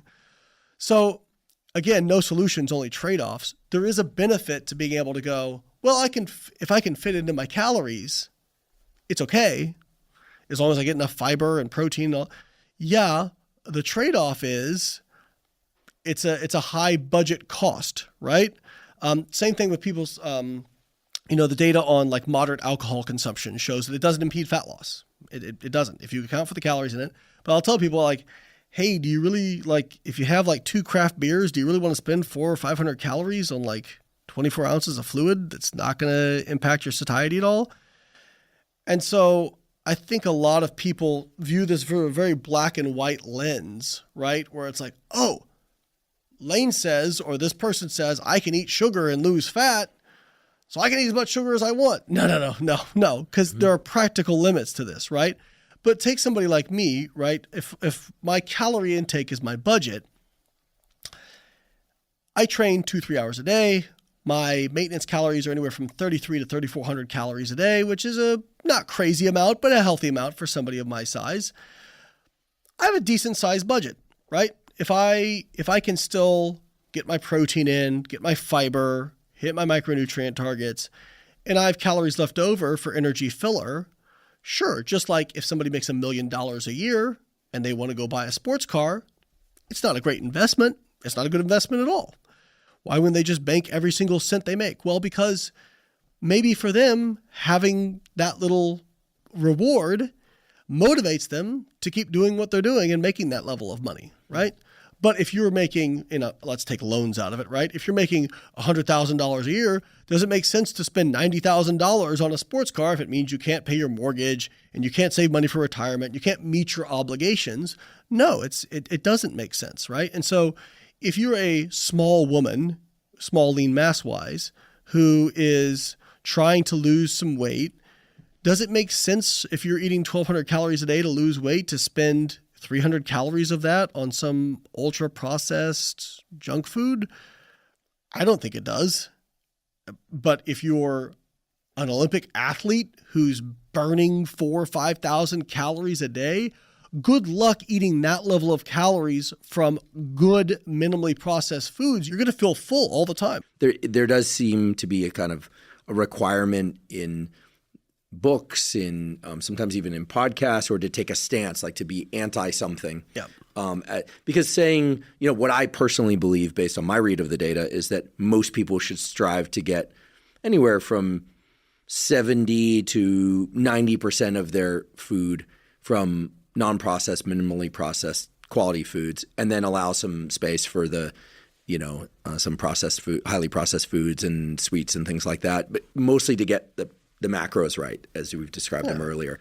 And what the range will depend on age, will depend on activity level, will depend on prior health history. I mean, there's some people who have enough issues that relate to diet and lack of exercise that when I've seen them get it right and undergo such incredible transformations that, like, I also know these people's capacity to fall off the train. Right. And you want to say, maybe make that number 100% so you never go back. Because I've seen them slip before. And then the guilt, and then they come back, So there are two ways to look at it. One is you tell people, listen, you don't have to be perfect, right? Because if perfection is the goal, you're going to fall off. But then there are those individuals like severe alcoholics who quit drinking. You don't say like, hey, like you can have a beer on Christmas. You don't say that, right? It's all or none.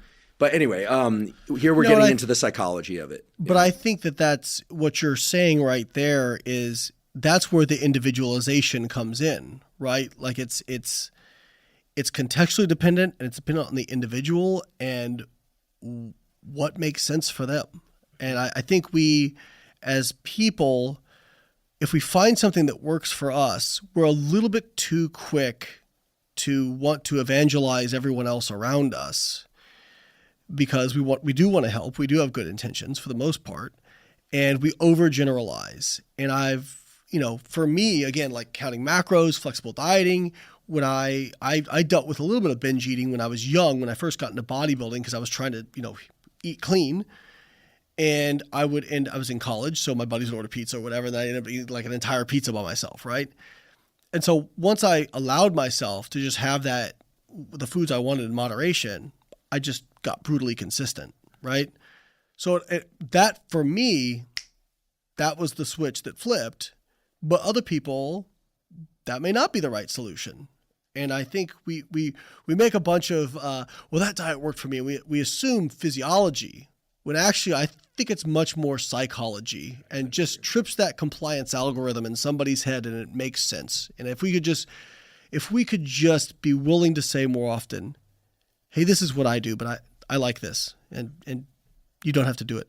Maybe try it. Yeah. Oh, and everyone struggles with different things, and everyone finds certain things easier. Like I'm not an alcoholic. I'm an adult, so I can have a drink or two. I just don't like it. So everyone assumes because I did this episode on alcohol that I'm like anti-alcohol. Like I'm like, if you're an adult, you're non-alcoholic, you don't have issues with alcohol use disorder or something, like you might guess, like just know the data, right? But there are certain things like steak, I'm never giving up. Like you could tell me it takes 10 years off my life and I'm not going to give it up. I'll do other things to offset whatever and that, decrease in longevity might be. I don't think that's a real thing. But I'm just not going to give it up. It's central to my enjoyment of life. Yeah. Period. Speaking of which, if one really wants to wade into the waters of strong opinions and conflicting data. We covered this a bit last time you were on the podcast, but the questions were replete with requests to discuss seed oils. I'm sure. Seed oils. And I must say, this whole thing about seed oils has really gotten in my head. Even though I'm a scientist, like the other day I went to my sister's for dinner and she made a really nice dinner. It was for our mom's birthday. And then she made a really nice salad, and I love fruits and vegetables, so it was like salad. And then I looked and I was like, she's made this salad with like grapeseed oil. And I was like, why'd you use grapeseed oil instead of olive oil? And she's like, well, I ran out of olive oil. And I found myself like looking at the salad like, is this safe to eat? And I was like, I heard your voice in my ear. I also heard Paul's voice in my ear. Saladinos, all these people, and I thought, well, I ate the salad, by the way. I really enjoyed it. It was good. Grapeseed oil doesn't taste as good to me as olive oil. Yeah. I generally try and use olive oil, butter, things like that when I cook. But what's the deal with seed oils? I understand that they are calorically dense. You told us that last time. I understand people tend to overconsume them and then blame them for a bunch of things that are not related to their seed oilness rather than their calorie containingness. These aren't real words, of course, but you get the idea. But are there any data out there that have your, ears kind of pricked up to the possibility that, assuming equal calories, that there might be something bad about seed oils, or is there zero? And there's no pressure here to answer one way or the other. Not that you would respond to pressure from me anyway. So I think it's all about making the appropriate apples to apples comparison, right? Because if we're looking at addition studies of, adding something to a diet, adding omega-6s, linoleic acid, whatever. Well, if you're adding those, you're adding calories, which is a confounding variable, right? So ideally what the real question is, because the debate tends to be, the people who are anti-seed oil tend to be very pro-saturated fat.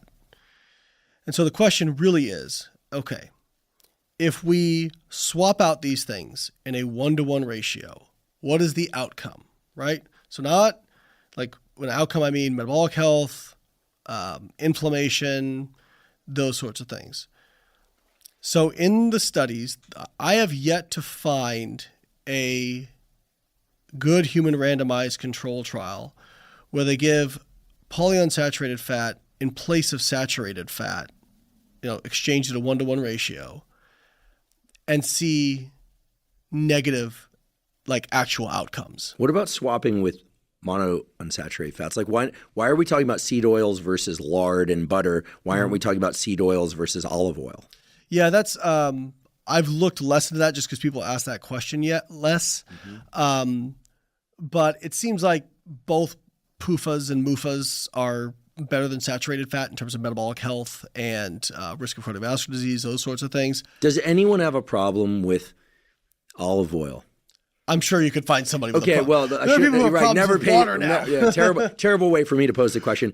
Is there any reason to think, like for the person who isn't sure about seed oils because they've just heard enough negative things, even if there's no basis for it, like me, who's like, I like butter, and I also assume that eating too much butter might not be good for me just because I'm a rational human being based on my read of the data anyway. So I have some butter, yes, but I like olive oil. Olive oil is tasty. I'm told it's good for me. Is there any knowledge about anything in olive oil that says, listen, even if you consume it in concert with your caloric thresholds, meaning you're not eating too many calories, is there anything bad in olive oil? I'm not aware of anything, but I will say, if you extend the logic of the seed oils crowd or anti-seed oils crowd, which actually I'm going to make a new logical fallacy, which is just appeal to seed oils. Because so many times when I've laid out this data, I have people go, basically have a freak out and go, but it's seed oils. How dare you defend seed oils? And I'm like, I'm not defending them. I'm just talking about data. People on X, when I put out questions for your coming on this episode, literally, there were multiple people that claimed that you are paid off by this by big seed oil. And I was just like, I have to laugh out loud. I was like, there might be a lot of companies that are large that make seed oils, but I guarantee they're not paying Layne Norton to say what he's saying. So I find this actually very funny as somebody whose research was funded by the National Dairy Council, the Egg Nutrition Center, and the National Cattlemen's Beef Association, that somehow I would be the person who would be, and all these things act in opposition too. It's like, well, you think I'm pro seed oil, but then over here I've been defending meat with this thing, right? And then over here I've been defending is the wrong word, discussing the data on sugar, which by the way, those would be in opposition to each other because you're very pro fiber. Right. So yeah. So, and even when I talk about saturated fat, I don't say it's toxic and it's going to I say, hey, it raises LDL cholesterol, which is an independent risk factor for heart disease. I'm just discussing it, right? So I'll say what I said online, which is I don't defend nutrients. They don't need defending. There's not ethical considerations here. If you want to eat them, I don't think you're less of a person. And I find it curious that some people get so emotionally and just ethically entrenched around certain nutrients. So the logic goes something like, well, you have these multiple double bonds, and so they can be oxidized. And so that oxidation is going to cause an increase in inflammation, which is going to cause heart disease and cancer. Okay. Well, olive oil is a monounsaturated fat. It still has a double bond. So by that logic, it would still be worse than saturated fat. So when we look at trading out, and MUFAs would fall in this too, I believe. If you look at the cohort data, polyunsaturated fats substituted for saturated fats have a stronger effect on reducing heart disease than monounsaturated fats. But monounsaturated fats do still tend to have an effect of reducing the risk of heart disease compared to saturated fat. Okay, so that would be trading out butter and lard and meat fats for more olive oil. Right, and just to add some nuance to it, not all saturated fat is created equal. There are like stearic acid, I believe, doesn't raise LDL cholesterol but in general, saturated fat is going to be something that raises cholesterol more. It also, again, and I'm thinking of several randomized control trials where they feed the same calories, they feed the same amount of fat, and they just have people either eat, saturated fat or polyunsaturated fats. You see either neutral or positive effects on inflammation. You see neutral positive effects on liver fat. You see neutral positive effects on basically overall metabolic health and insulin sensitivity.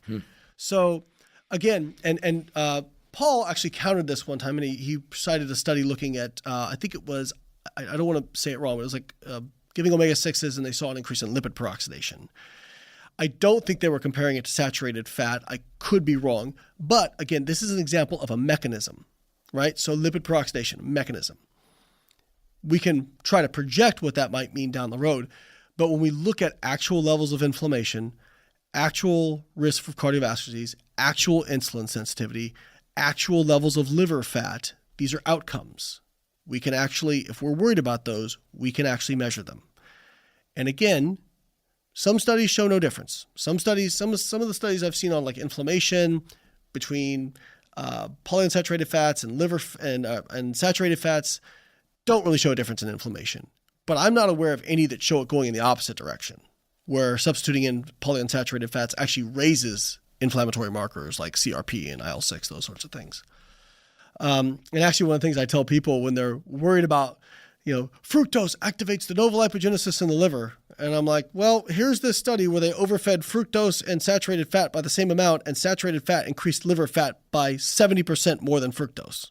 So if you're worried about fructose, you better really be worried about saturated fat. Now, again, that's an overfeeding study. They were eating excess calories, but again, calorie per calorie, saturated fat was worse for liver fat. So that's kind of where I land on it. I just, maybe I'm missing some data, but when you're looking at these studies, again, I'm looking at not one study, not two studies. I'm looking at 50 studies or however many studies there is on the topic. And I go, on this forest plot, where do they land? And when they're almost all on one side or neutral, I feel pretty confident that that's something not to worry about, right? So let's take another discussion to tie this in. I think this will help people understand how I come to a conclusion about this sort of stuff. So I do not necessarily think red meat is carcinogenic, even though the IARC has classified it as probably carcinogenic, right? Because when you look at the studies, you can find studies that associate red meat with cancer, and you can find studies that show no association of red meat with cancer. And so it's kind of all over the place. Now, there's probably more that show the association than don't.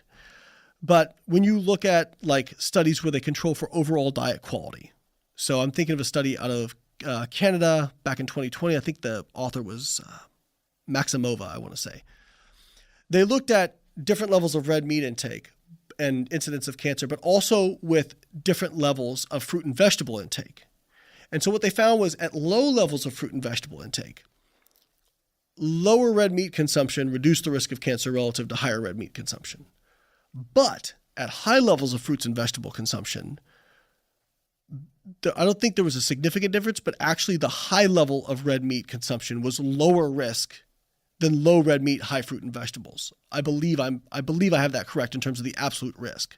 And I don't know if it was statistically significant, but what that says to me is red meat is more of a proxy of poor overall diet quality. And if you control for that with some diet proxy of fruit and vegetable intake, if you're eating a lot of red meat and a lot of fruit and vegetables, there's not really a whole lot of room in your diet for a bunch of crap. You just described the way that I eat, and that anytime a friend of mine, and this happens a lot, comes to me and has 20 to 50 pounds to lose, well, make it as easy on yourself as possible. You can eat meat, eggs, vegetables, and fruit, and that's all you're going to do for 2 months. Mm-hmm. And most of those guys, in this case, they were guys, lost a substantial amount of weight and kept it off. They all exercised as well.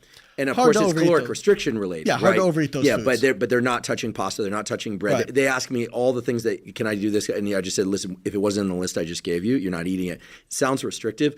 The good news about something like that is that fruit generally tastes good. And steak is very satiating. Mm-hmm. It's delicious. Yep. If you don't like meat, I suppose this wouldn't work. But I don't think there's anything magic about that diet. It just gets people below their maintenance calories with relative ease. Well, it's simple. You could probably still do it at a restaurant, right? Because you just ask for meat and vegetables, it's right? Socially compatible. So there is some beauty in simplicity. There's beauty in what I do, which is I track everything and I can have whatever I want. You're going to have some form of restriction to lose weight. You pick the kind of restriction that you can stick to, right? So bringing that all back. So you have this data that's all scattered on meat, right? And then let's look at something like dietary fiber, okay? Because people say, well, you can't establish causation. Some people might say, well, the carnivores might say, well, it's all healthy user bias. If it was healthy user bias, there'd be some disagreement in the data. And there's no disagreement in the data. I am not aware of any study looking at dietary fiber intake or fruit and vegetable intake that doesn't show reduced risk of cancer, reduced risk of cardiovascular disease, reduced risk of mortality, usually in a dose response, and it is very consistent. Now, some studies might show more of a risk reduction versus other studies, but if we're doing a line of a forest plot and this is risk reduction, this is increased risk, everything's on this side, right? Eating more fruits and vegetables can only be good for you. Right. So, and there's like kind of a dose response. So that's when I become, even without randomized control trials necessarily, that's when I get pretty confident, okay, this is a very consistent effect and there's a dose response and we're seeing it in a bunch of different populations across a bunch of different countries in a bunch of different labs. Okay, I feel confident.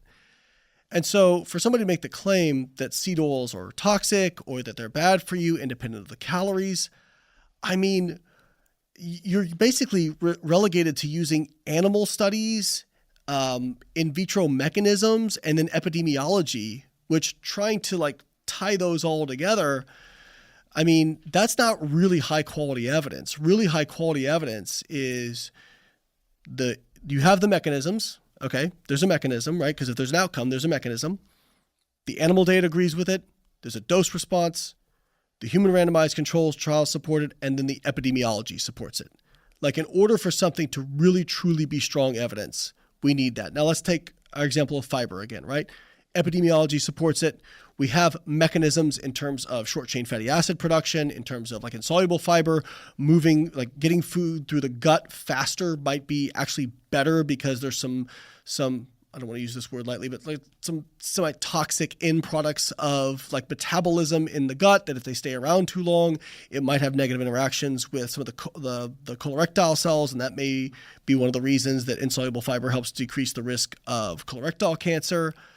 So we have the mechanisms, the animal studies show it. When we do the human randomized control trials looking at shorter term surrogate markers, they show it move in the right direction, and the epidemiology is in the right direction. That's when I become very confident about something.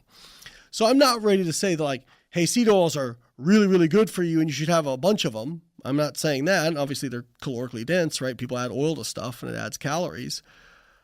But anybody trying to claim that there's strong evidence that they're bad for you, we have very different definitions of what strong evidence is. And you have to apply your logic symmetrically. If you are going to use a certain level of logic for one thing, you have to apply it to another thing, right? And I'll give you an example of this. When they were talking about the cruciferous vegetables and isocyanates and it reduces iodine, I said, well, this person was advocating for a meat-based diet. And I'm like, okay, well, there's NUE5GC in meat, which, by the way, they found antibodies for that in human thyroid. Now, I'm not saying that meat's going to mess up your thyroid, but if you're worried about this stuff in cruciferous vegetables, don't you have to worry about it in meat too? Because if you're applying that logic symmetrically, I would actually argue that there's stronger evidence that you're worried about the NUE5-GC in meat, since you actually see those antibodies show up.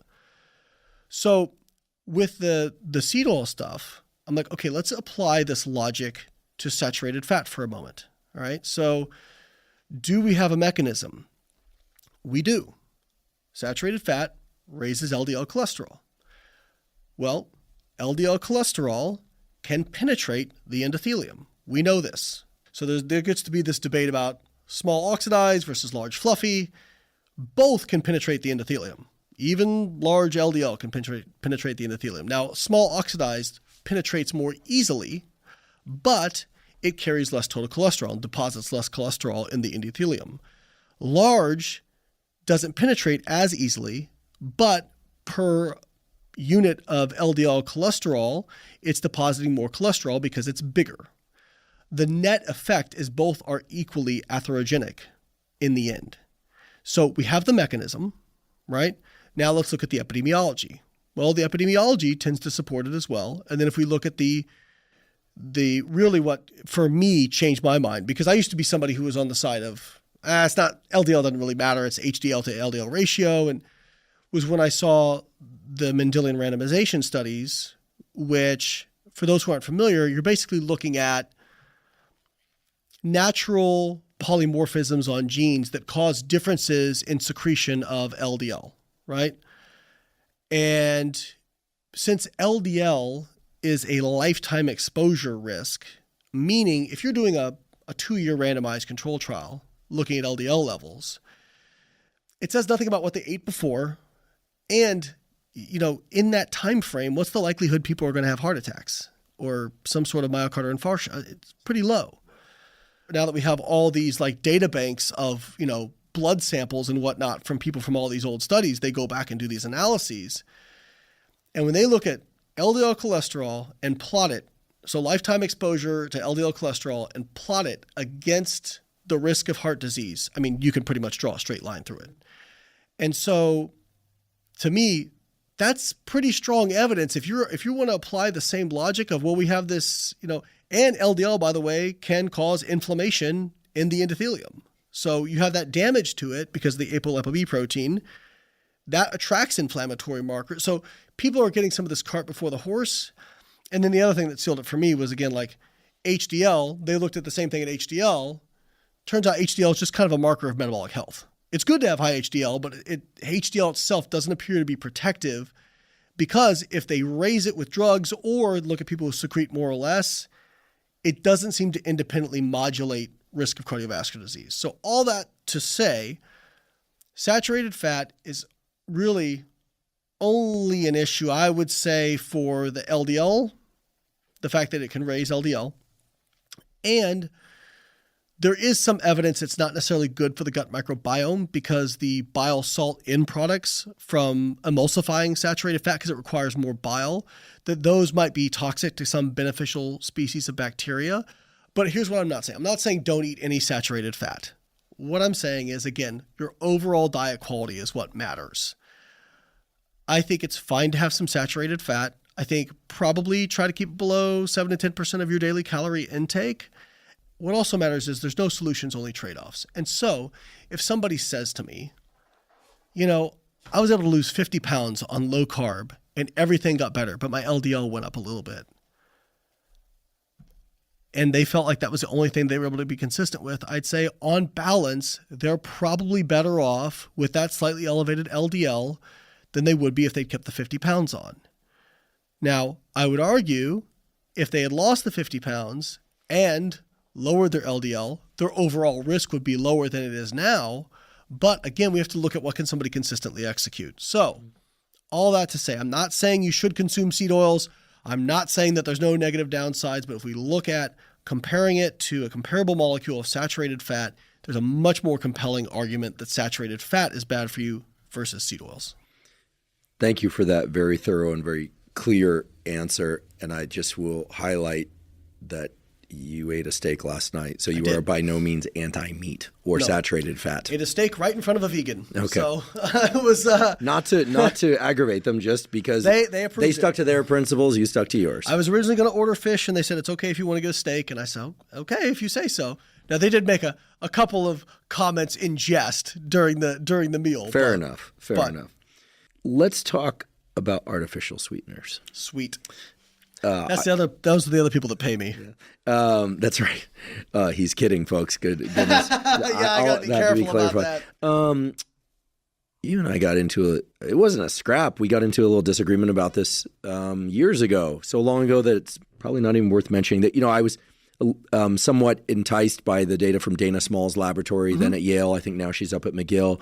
Looking at some kind of Pavlovian conditioning of artificial sweeteners. So basically, children in that case, consuming a high amount of, I think it was either sucralose or saccharin, in combination with a meal, kind of standard meal, and looking at the insulin response, and then removing the food component sometime later. And what they essentially observed was a conditioned insulin response. So that you then have these kids just have the sweet tasting non-caloric drink minus the food, and they then saw an elevated insulin response. In other words, the same way that Pavlov got dogs to salivate in response to a bell that was paired with food, then you remove the food and then they just simply salivate in response to the bell. The idea was, well, maybe you can create a conditioned Pavlovian-like response to artificial sweeteners. Okay, I thought it was kind of a cool study.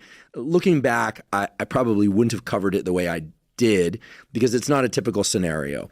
I think the more important questions are, is there any evidence that artificial and low-calorie or zero-calorie sweeteners like stevia, we have to be very careful here. Not all artificial.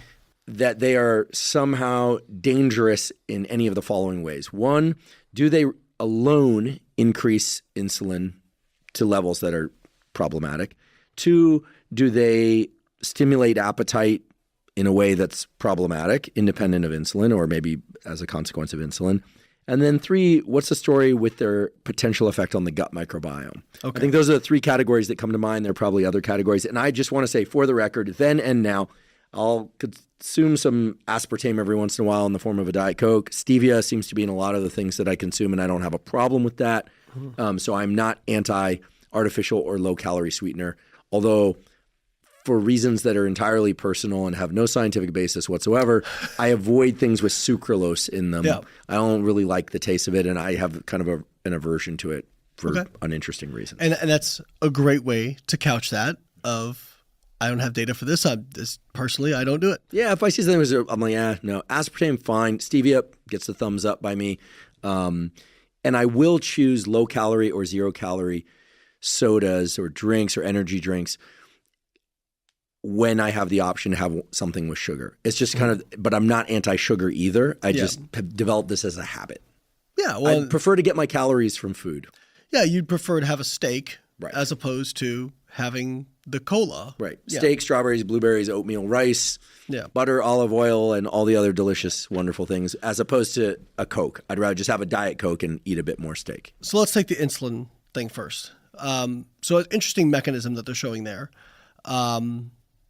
What I would say is there's been a couple meta-analyses now looking at different non-nutritive sweeteners and their effects on insulin, and they don't show an effect. So there's no real effect. And let's just kind of play it out logically a little bit. If there was a significant effect on insulin, one of two things is going to happen. You're going to see a drop in blood sugar because you're not eating anything, right? So most of us, if we drink a diet soda, we don't then go hypoglycemic, right? Or if there is an increase in insulin, if blood glucose isn't dropping, then there must be a corresponding increase in glucagon, which is basically offsetting all of insulin's issues. I don't think either of those things happen. I think it's inert, and that the research and the meta-analyses tend to show this.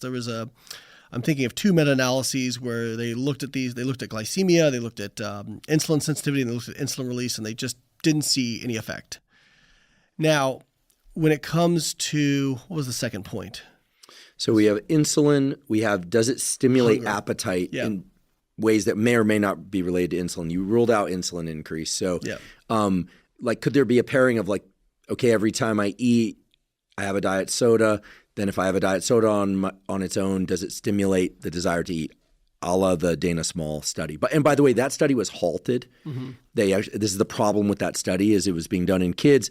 The increases in insulin that they saw in a subset of the kids were so dramatic. This is the way she described it in a talk, so I feel comfortable saying this. Maybe she's changed her tune, but in this online talk, an academic talk, the increases in insulin were so dramatic that they were concerned about the kids becoming pre-diabetic. So they halted the study, which means the totality of the data never came in, means it's hard to draw a conclusion. Okay, when we talk about studies, we're always talking about means and averages, right? I leave open the idea that there could be subsets of populations, that there could be individual responses. I leave all that open. So on average, if that's true and there is a conditioned response, we're worried about, well, one, is there effect on appetite, where people are going to eat more? Even if those things don't have calories, they're not going to make you fat. There's no insulin release. Okay, they're stimulating you to eat more. Well, if we look at the randomized control trials where they tell people, hey, instead of regular cola, drink diet cola. If that was true, an actual outcome, we would see people on diet soda either not lose weight or gain weight, definitely compared to water, and probably similar compared to a regular cola, maybe a little bit less, but we would expect to see weight gain. We actually see the exact opposite thing. So we have several randomized control trials now where people like comparing not just diet soda. I don't want to just say diet soda. A lot of them are low, no calorie beverages is kind of what they talk about because not everything's technically diet soda. But I think people know diet drinks in particular. Where they're comparing them, they tell people either have cola, either have diet soda or diet drink, or just use water. Now, they absolutely, every single one of these trials, they lose weight going to diet drinks, usually a pretty significant amount of weight. Yeah, and usually, as I recall, a pretty significant amount of diet drink, like 2 liters a day even. Like the person will carry around a liter or 2 liter of diet drink and sip on it whenever they get thirsty or hungry. Yep. Yeah. So then what's really interesting is they've done direct comparisons to water. And some studies don't really show a difference, but several studies and several meta-analyses now have shown that when people, if they have either them use water in place of regular soda or diet drinks in place of regular soda, the people actually lose a little bit more weight, and it's statistically significant with the diet drinks. Now, I don't think diet drinks are fat burners, okay? They're not causing you to have increased energy expenditure. But if you are somebody who is used to a sweet taste, if you switch to water, perhaps you're seeking out that sweetness elsewhere. And so maybe those people are consuming a little bit more sweet food or whatnot. Whereas in the diet drink group, maybe that's filled that sweet taste for them. So I don't get into again, this gets like people get very like ethically charged about this. Well, what's wrong with drinking water? There's nothing wrong with drinking water. If you can drink water, you feel satiated and you maintain your body. I'm just chuckling because if drinking water becomes an issue online, then I might quit. No, it already has. All right, well, I'm not quitting, but that's ridiculous. Yeah, well, so again, perhaps that mechanism exists, but at least on average, it's obviously washed out by the fact that for whatever reason, for most people who do this, they get a little bit more satiety out of consuming a diet beverage as opposed to substituting water for a beverage. Now, again, if you're somebody who you can drink water and you don't have an inclination for diet drinks, then don't do it. You don't need it. But again, I look at it as we need to lower the barriers for people to start getting healthy. And unfortunately, a lot of people with the message of just drink water, and they'll say, well, Diet Coke is just, or diet soda is just bad for you as regular soda, or it's worse for you than regular soda. Their intention might be, I just want people to drink water. But the outcome is people go, well, I can't imagine giving my soda, so I'm just going to drink regular soda then, right? And so while your intention was positive, the outcome is actually kind of disastrous, right? And so we have to disconnect what the intentions of the message are from what it actually produces. And so that's why I say, hey, if we're moving levers, If somebody is obese and they came to me and they're like, well, I drink 5 colas a day, I'm like, fantastic, because I'm thinking 5 diet sodas instead. And now we have just saved 750 calories and you're going to start losing weight just by doing that, right? Which again, people say, well, what about 100 years down the road or whatever? I'm like, well, most of these sweeteners have been around for decades now. We do have quite a bit of data on them. But let's say that there is something we don't know. Again, I'm shooting the alligator closest to the boat, right? Like, we know what obesity does. So, and people who do these diet drinks lose weight, they get more metabolically healthy. So again, if it comes down to soda or diet soda, by all means, let's do the diet soda. And if there's some small negative effects to it, we'll deal with them. So that brings me to the gut microbiome. Most of the research studies in humans where they use reasonable doses don't really show much effect on the gut microbiome. However, there are a few with particular sweeteners like sucralose that do show an effect. Now, there was one that got a lot of play, and you and I actually talked about this. I think we actually talked on the phone about this. And it was an interesting study. I thought it was well done, but I want to be careful about how overgeneralized it was. So the first part is, in this study, they selected for people who basically, they did a very, very intense selection process where I think there was over 1,500 people who were originally included in the study, and they whittled them down to 100 something because they wanted people who had really hardly ever used artificial sweeteners in their life. And that's a pretty small percentage of the population. What they found was a lot of people submitted saying, I don't use them, I've never used them. And then when they did dietary recall logs, like, oh, well, actually you're using it here and you're using it here. So they selected all these people out. And they found that when they gave them sucralose, that the composition of their gut microbiome changed. And they called it dysbiosis. And I'll come back to that because that's a scary sounding word.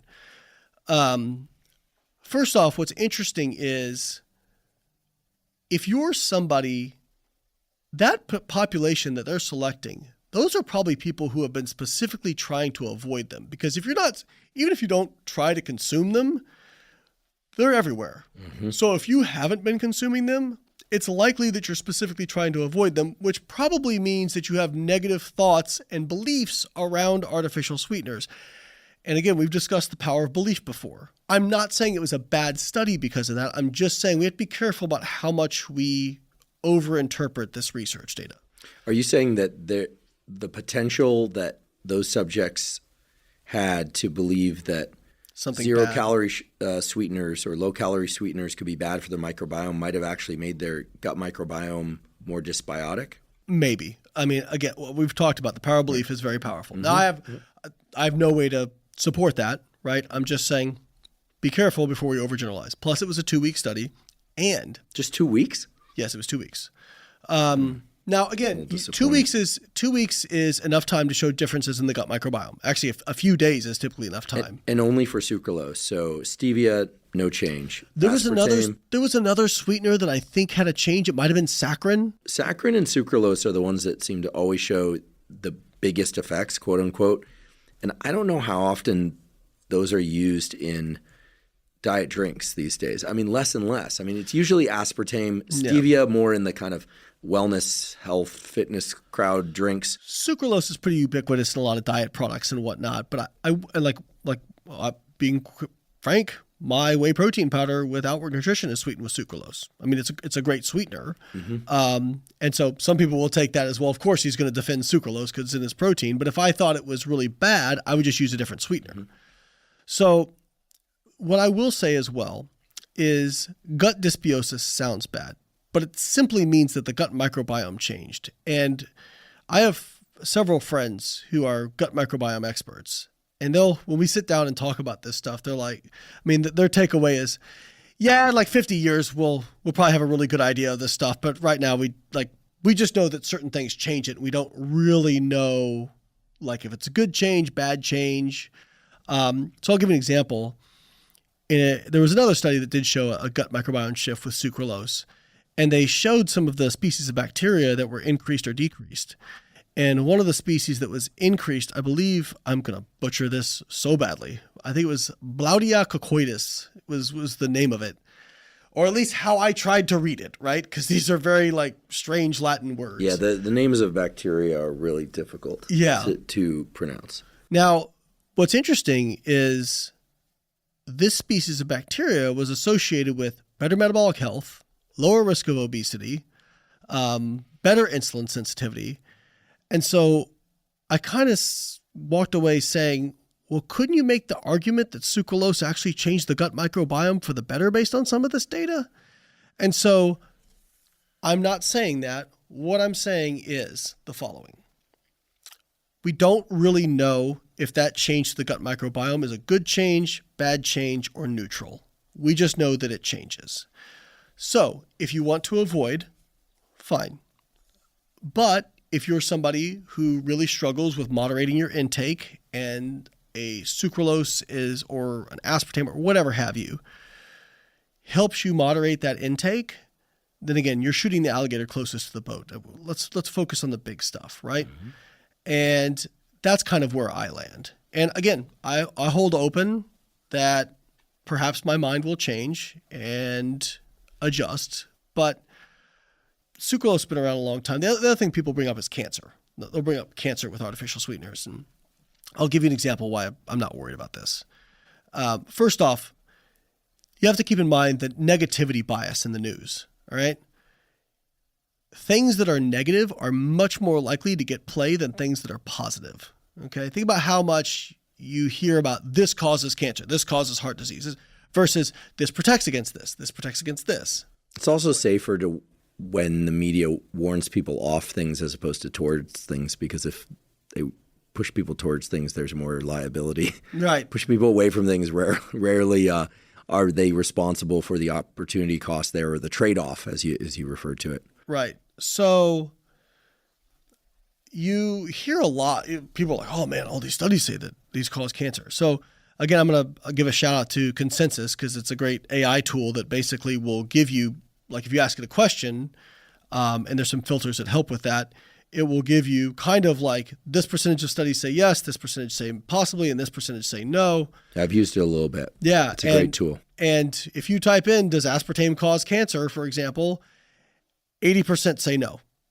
And then like, I think the split is like 13% say possibly and 7% say yes, right? But you would never know that from like listening to social media, watching the news.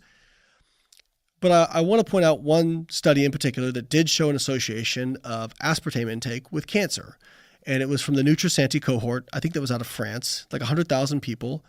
And they looked at like people who didn't use it versus people who were like low, moderate users, and then people who were like high users. They categorized them into tertiles. And between the non-users and the low, moderate users, there was like I believe it was like a 15-ish% relative risk increase in cancer incidence. And that's what got reported in the news. And then that dropped to like a 6% increased risk in the high group. So it did this, which I'm not aware of any carcinogens that they actually decrease in terms of the risk, like carcinogenesis, as they go up in like the concentration. And so to me, you know, one of the things you've got to realize, my Ph.D. advisor used to say, if you torture the data enough, it will confess what you want it to say. And so if you go through a large group of people and you start trying to associate things with other things, you'll find things, but you got to be very careful with how strongly you interpret it. And so for me, again, if I'm feeling strongly about, for me to feel strong about something, there has to be some kind of dose response, or at least like if there's a bell curve, sometimes you see that. But, you know, very rarely, especially with cancer stuff, usually this is kind of a linear effect. And so again, that's where I land right now on artificial sweeteners. I land on them as a useful tool for a lot of people. I don't think they're magic. I think they occupy that sweet taste for a lot of people.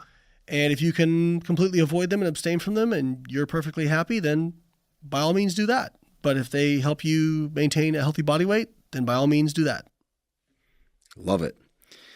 You've dealt with some injuries. You've dealt with pain. You talked a little bit about how reducing your stress and interpretation of the pain could help. I want to talk about pain and pain management. But before we do that, a more general question that relates is about recovery tools. Many, many people want to know, okay, if we were to create the pyramid of the hierarchy of tools for recovery after training, and here let's change out, or let's use resistance training and cardiovascular training interchangeably. Some people run hard, other people lift hard or do both. From the moment that session ends, what do you have in your kit of things to maximize recovery over the shortest possible amount of time? And I can immediately think of sleep as critical, but what are the things that you can do starting from that final repetition? So I think it's not so time dependent. And like I said, it's more about what you do over the course of 24 hours and, in your day-to-day lifestyle. But sleep, as you said, also your nutrition. So being consistent with your nutrition, and you don't have to get in, ultra fast digesting carbohydrate and, 50 grams of whey isolate right after but it's probably a good idea within a couple hours of finishing your workout that you have, a meal with high quality protein, and that you're just eating an overall healthy diet throughout the course of a day. And we've kind of discussed that at length. You could do it immediately after your workout. Yeah, right? you can. Absolutely. Right. Quick, I'm going to layer in an additional question. Is there any evidence that fruit is not good at replenishing glycogen as compared to starch? Because the reason I ask this is that, like if I finish a workout and I have some, like a whey protein shake with a bunch of berries in it and a couple bananas, assuming equal calories, is that going to replenish glycogen the same way as if I have a couple scoops of whey protein and a bowl of oatmeal or rice? This is going to circle back to our mechanism versus outcome. And this is one where I change my mind because of seeing outcomes. So the reason this comes up is fructose, your muscles and other tissues lack the enzyme to turn fructose into muscle glycogen. Your liver has that enzyme. So your liver can take fructose and turn it into liver glycogen. So that has led some people in sports science or research to say, well, don't have fructose after a workout. And actually, fructose is kind of a dead carbohydrate, right? Because it's not going to replenish muscle glycogen. And then I was reading a study from Tracy and Josh Anthony, they came out of Layman's lab, and they actually are responsible for really fleshing out a lot of the mTOR pathway, a lot of that translation initiation pathway. Very, very brilliant people. And I was glad I got to see them a few weeks ago when my advisor got his award. Tracy personally taught me how to Western blot, so thank you, Tracy. They did a study where they looked at glycogen replenishment after exercise, giving either sucrose, which is 50% glucose, 50% fructose, or pure glucose. And actually, if I recall correctly, they actually got a little bit better muscle glycogen replenishment with sucrose. Now how do you explain it? That seems completely counterintuitive. And there, I believe, again, it's been some time since I read this paper, but I believe the explanation was by providing some fructose, what you're doing is you're kind of satiating the liver's need for glucose. And so that glucose that does come in from sucrose can then kind of just bypass the liver and be available for muscle. Whereas if you're getting pure glucose, the liver is going to start picking things off. Now, if I recall correctly, it wasn't a big difference in the rate of glycogen replenishment. But the other thing is people don't realize, well, even though fructose can't be used to replenish muscle glycogen directly, you forget about how the body operates in terms of whole body metabolism. And you can store fructose as glucose, glycogen in the liver, and then the liver can release that glycogen at some point into the bloodstream, and then that can be taken up by the muscle and turned into muscle glycogen. So again, when it really boils down to is what are you doing on a 24-hour basis? And what I will say too is the rate of glycogen replenishment gets really tossed around a lot as something really important. For the most part, the rate isn't so important. If you're eating enough total carbohydrate on a total daily basis and enough calories, you'll replenish your muscle glycogen. And most of these people, I always say, dude, you're weight training for an hour. You're going to do it again in 23 hours. You got plenty of time to replenish that glycogen. You don't need cyclic dextrin or dextrose or whatever. And so I'm not really worried about that. I think where the rate of glycogen replenishment really matters is when you're dealing with athletes who have multiple events in a day, right?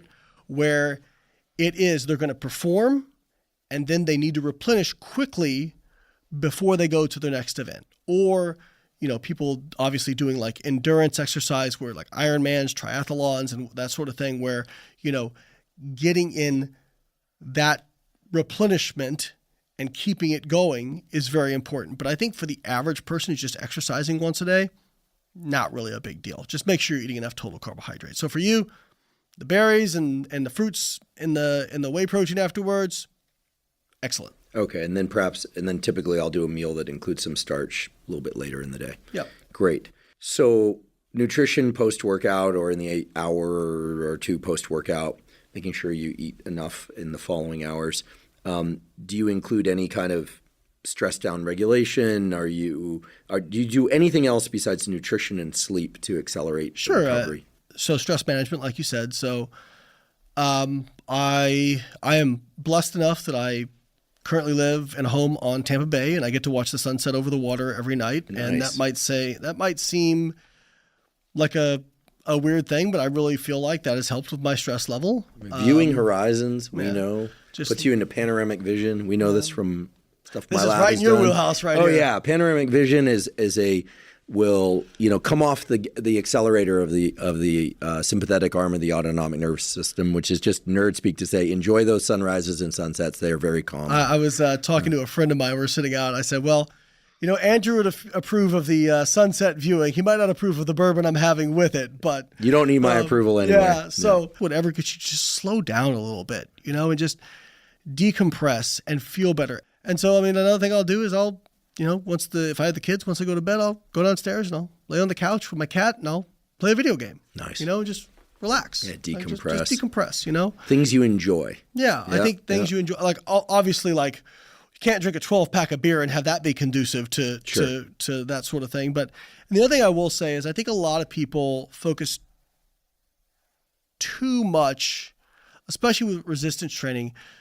There's some evidence that being just overall active lifestyle, like going out, like I remember when I was first getting into lifting, like back in the early 2000s, guys like I go in and I lift and then I lay down the rest of the day, right? Because I gotta recover, right?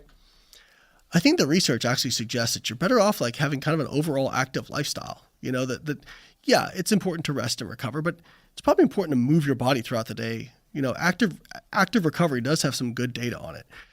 Awesome.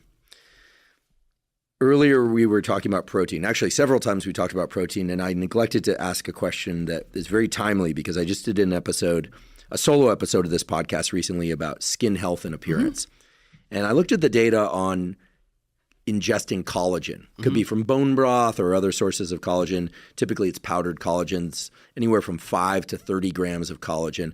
And I was kind of surprised at the results. Mm-hmm. I also talked to some dermatologists. Basically, the results say, in these papers, the meta-analysis I looked at, and in speaking with these dermatologists, that the conclusion was that regular consumption of collagen on the order of anywhere from 5 to 30 grams per day with a little bit of vitamin C, a couple hundred milligrams of vitamin C for whatever pathway-related reason, seemed to improve skin appearance. Yep. Fewer wrinkles, reduction in wrinkles, more skin tautness, appearance of moisture, et cetera. These are subjective measures, right? I don't think they were calipering the skin and looking at tensile strength and things like that. But people felt they looked younger, et cetera.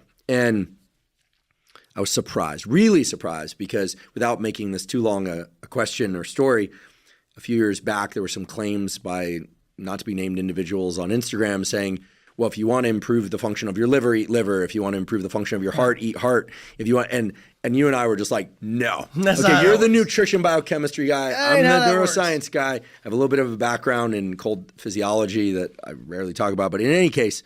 But physiology. Yeah, we both agree. There's like zero evidence that ingesting a protein, which of course is broken down into its amino acid constituents in the gut, would somehow lead to selective shuttling of those amino acids from liver that you ingest to your liver. That just is like there's only one word for that. It's like a crazy unsubstantiated claim. And then some papers were sent my way, which were in a different language. And I was trying to, anyway, 0 - 1 evidence, as I would say. Yeah. And yet the whole notion that consuming collagen protein, which Dr. Gabrielle Lyon told me is actually a pretty low quality protein on the kind of protein quality scale. The lowest, yeah. But it's like tendon and toenails and all this stuff. Gross, but yeah, that's what it is. Somehow leads to improvements in actual collagen, which is, of course, is a native protein of the body. Right. So I went digging. I just want to, before I get your answer, I went digging and I found, again, a not to be named individual has this kind of wild story on the internet that, well, this is because it's broken down into the dipeptides and tripeptides in the gut that somehow inform the body that there's an injury in the collagen. And we have, quote unquote, breakdown of collagen, aka injury. I don't know, breakdown of collagen and elastin in the skin all the time. And then the body recognizes the presence of those dipeptides and tripeptides, so little groups of 2 or 3 peptides, not just one, and sends those selectively to the skin. And so it's like, once again, it's like it makes sense as a mechanism if it were true, but I just had to like roll my eyes. I was like, oh no, okay, I'm going to pitch this over to Layne as I am right now. So Layne, take it away. What's the story? Does ingesting collagen improve skin appearance? And do we have any idea what the mechanism might be? Okay. Sorry for the long question, folks, but I had to set the stage. Well, first off, I will never make somebody apologize for giving a long-winded preamble, right? Okay. Because you know how long I'm about to go. Well, we're both scientists. Yeah. So I will tell you, I actually, like after I commented on that post, I went and looked up some more research, and I've actually changed my mind a little bit, okay? Cool. Which probably wouldn't surprise you. I haven't completely changed my mind, but I've shifted a little bit. So first off, my first thought was exactly what your thought was. This is all getting broken down to constituent amino acids. It's not like you're taking collagen and just like putting it in the place you want it, like just, like that sort of thing. So my skepticism was also because one of the highest quality protein metabolism labs out there, where Jorn Tromelin is Luc Van Loon. Luc Van Loon's lab is one of the best protein metabolism labs in the world. And they were publishing research back when I was in graduate school. In fact, I think Jordan and I were actually in graduate school at the same time. So they did a study where they looked at, after exercise, giving either whey protein or collagen protein, and they looked at skeletal muscle protein synthesis, and they looked at connective tissue protein synthesis, right? And they saw no difference between whey protein and collagen protein in connective tissue synthesis after exercise. And so, but by the way, collagen did not stimulate muscle protein synthesis, even at like 25 grams, I think it was, which most protein sources, even like plant protein sources, will stimulate muscle protein synthesis at like 25 grams. So it's very low quality. So it's low quality in terms of skeletal muscle. Anybody who's telling you like collagen's good for building muscle, it's better than no amino acids, but it's one of the worst you can get in terms of all protein sources. So that study, again, since I know this lab, I have a lot of trust of the data that comes out of there, right? And it was a well-designed study, it was a well-executed study. But then there's these meta-analysis out there, looking at skin, looking at, even like some were trying to make associations with connective tissue injuries and whatnot. And again, I'm always a little bit have the heebie-jeebies when we jump straight to, we have an outcome, but we don't know what the mechanism is, right?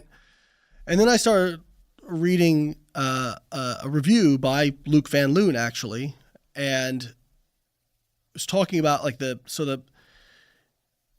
collagen is 3 alpha helixes. So if you think about DNA, right, it's a double helix, right? So think about 3 helixes, and an alpha helix just refers to the way a protein is shaped.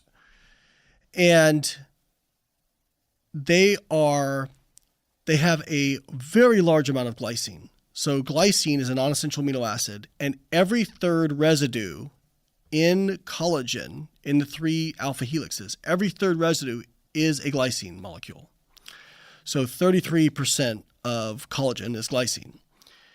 And then I want to say 10% is proline, and then another like 10%-ish is hydroxyproline. So proline that's had a hydroxyl molecule added to it. And that's done, apparently nobody needs to know this, but just for fun stuff, the hydroxyproline helps stabilize the structure because of the hydrogen bonding with the hydroxyl molecules, which I found interesting. So you have these 3 amino acids and amino acid derivatives that make up over half the amino acids in the collagen protein. And, well, my next thing was, well, a lot of non-essential amino acids, if you give them in the diet, they don't really raise non-essential amino acids in the plasma because the gut, liver extract a bunch of them. Glycine is different. There was a study looking at giving just 1 gram of pure glycine and looking at the rise in plasma glycine, and I think it went up, like I think the like native level of glycine in the plasma is something like 250 micromolar. And after giving a gram of it, it went up to like 400 micromolar. I'm giving my best estimate based on the graph I saw. And so then I got thinking, okay, that's, I guess, possible if you have more glycine and proline. I didn't see the proline data, but if you have more glycine and proline that's winding up in the plasma, not that they're being directed to those tissues, but since those tissues use so much of that amino acid, perhaps it does help. And then if you look at like whey protein versus collagen and the content of glycine and proline, I think collagen has like 3 to 10 times the amount of glycine and proline in it compared to whey protein. So am I ready to say collagen helps skin and connective tissue and whatnot? I'm not, because I'm still, this study looking at connective tissue synthesis doesn't show anything, so the mechanism is incomplete. But there is a plausible, at least they've shown that glycine can go up in the plasma from taking it in, and it is a big component of collagen. So why aren't we just suggesting that people take glycine instead of collagen? I think what they would say is like because you're getting hydroxyproline in the collagen that you're taking, that probably, I don't know how much hydroxyproline is typically in the diet, but I would say, again, I am a little bit nervous about like a lot of these subjective measurements of skin appearance and skin tightness. I mean, I'm not saying faking data. I'm just saying that data is easy to get wrong because it is subjective, right? It's less, the more subjective things are, the more bias you introduce. So I hold open the idea that supplemental collagen could help with skin, hair, nails. I'm not convinced by the data, and I'm not going to tell people to spend their money on it just yet, but I'm going to stop short of saying that I think it's BS. And I've actually changed my tune slightly on that from looking in this data a little bit further. Mm-hmm. Thank you for that very thorough answer and very clear answer. If nothing else, it tells us that collagen protein is going to be least ideal for post-workout protein because of the fact that it's it lacks significant amounts of leucine, et cetera. So it might be good for skin. Yeah. Definitely not a great protein for dietary protein reasons. No, it's very, very low in the branched amino acids. Like the lowest in leucine of any protein source I'm aware of. I think it's like 2% leucine, which is like most, even like the worst plant-based sources of leucine are like 6.5% leucine. So like the worst sources of protein in the diet are still like 3 times more leucine than you get in collagen protein. So and a quality whey protein would be the highest leucine available. You'd be 11, 12, 13%. Yeah. Eggs, whey protein. Eggs are going to be around 9% leucine. Beef, chicken, most of your animal sources are around 8%. And then most of your plant sources are 8% and under. Great. Well, Dr. Layne Norton, thank you for coming back here for the second time on the podcast. I must say it's a true pleasure to sit down with you and discuss training, nutrition, supplementation, recovery, pain management, stress, life advice, and for so many reasons.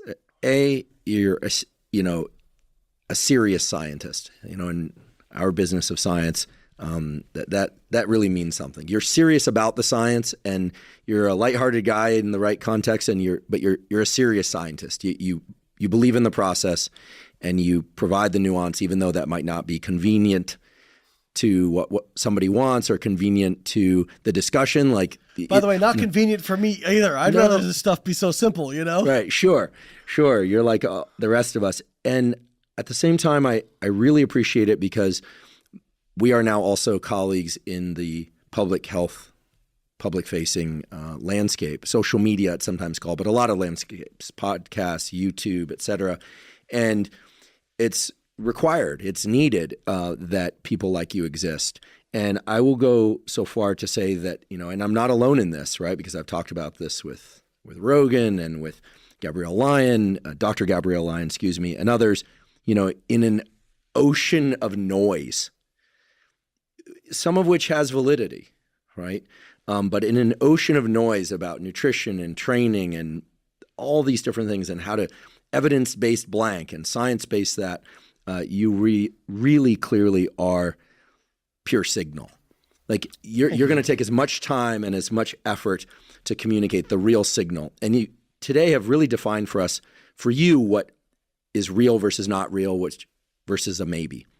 And I just want people to hear that loud and clear, because I think sometimes people pay attention to how spirited you are and they miss the fact that in that spirited nature and in the nuance and in the, look, we're both long-winded at times. Like I know, because I know this for myself, but I certainly know it for you, that comes from a place of respect for the science and respect for your audience.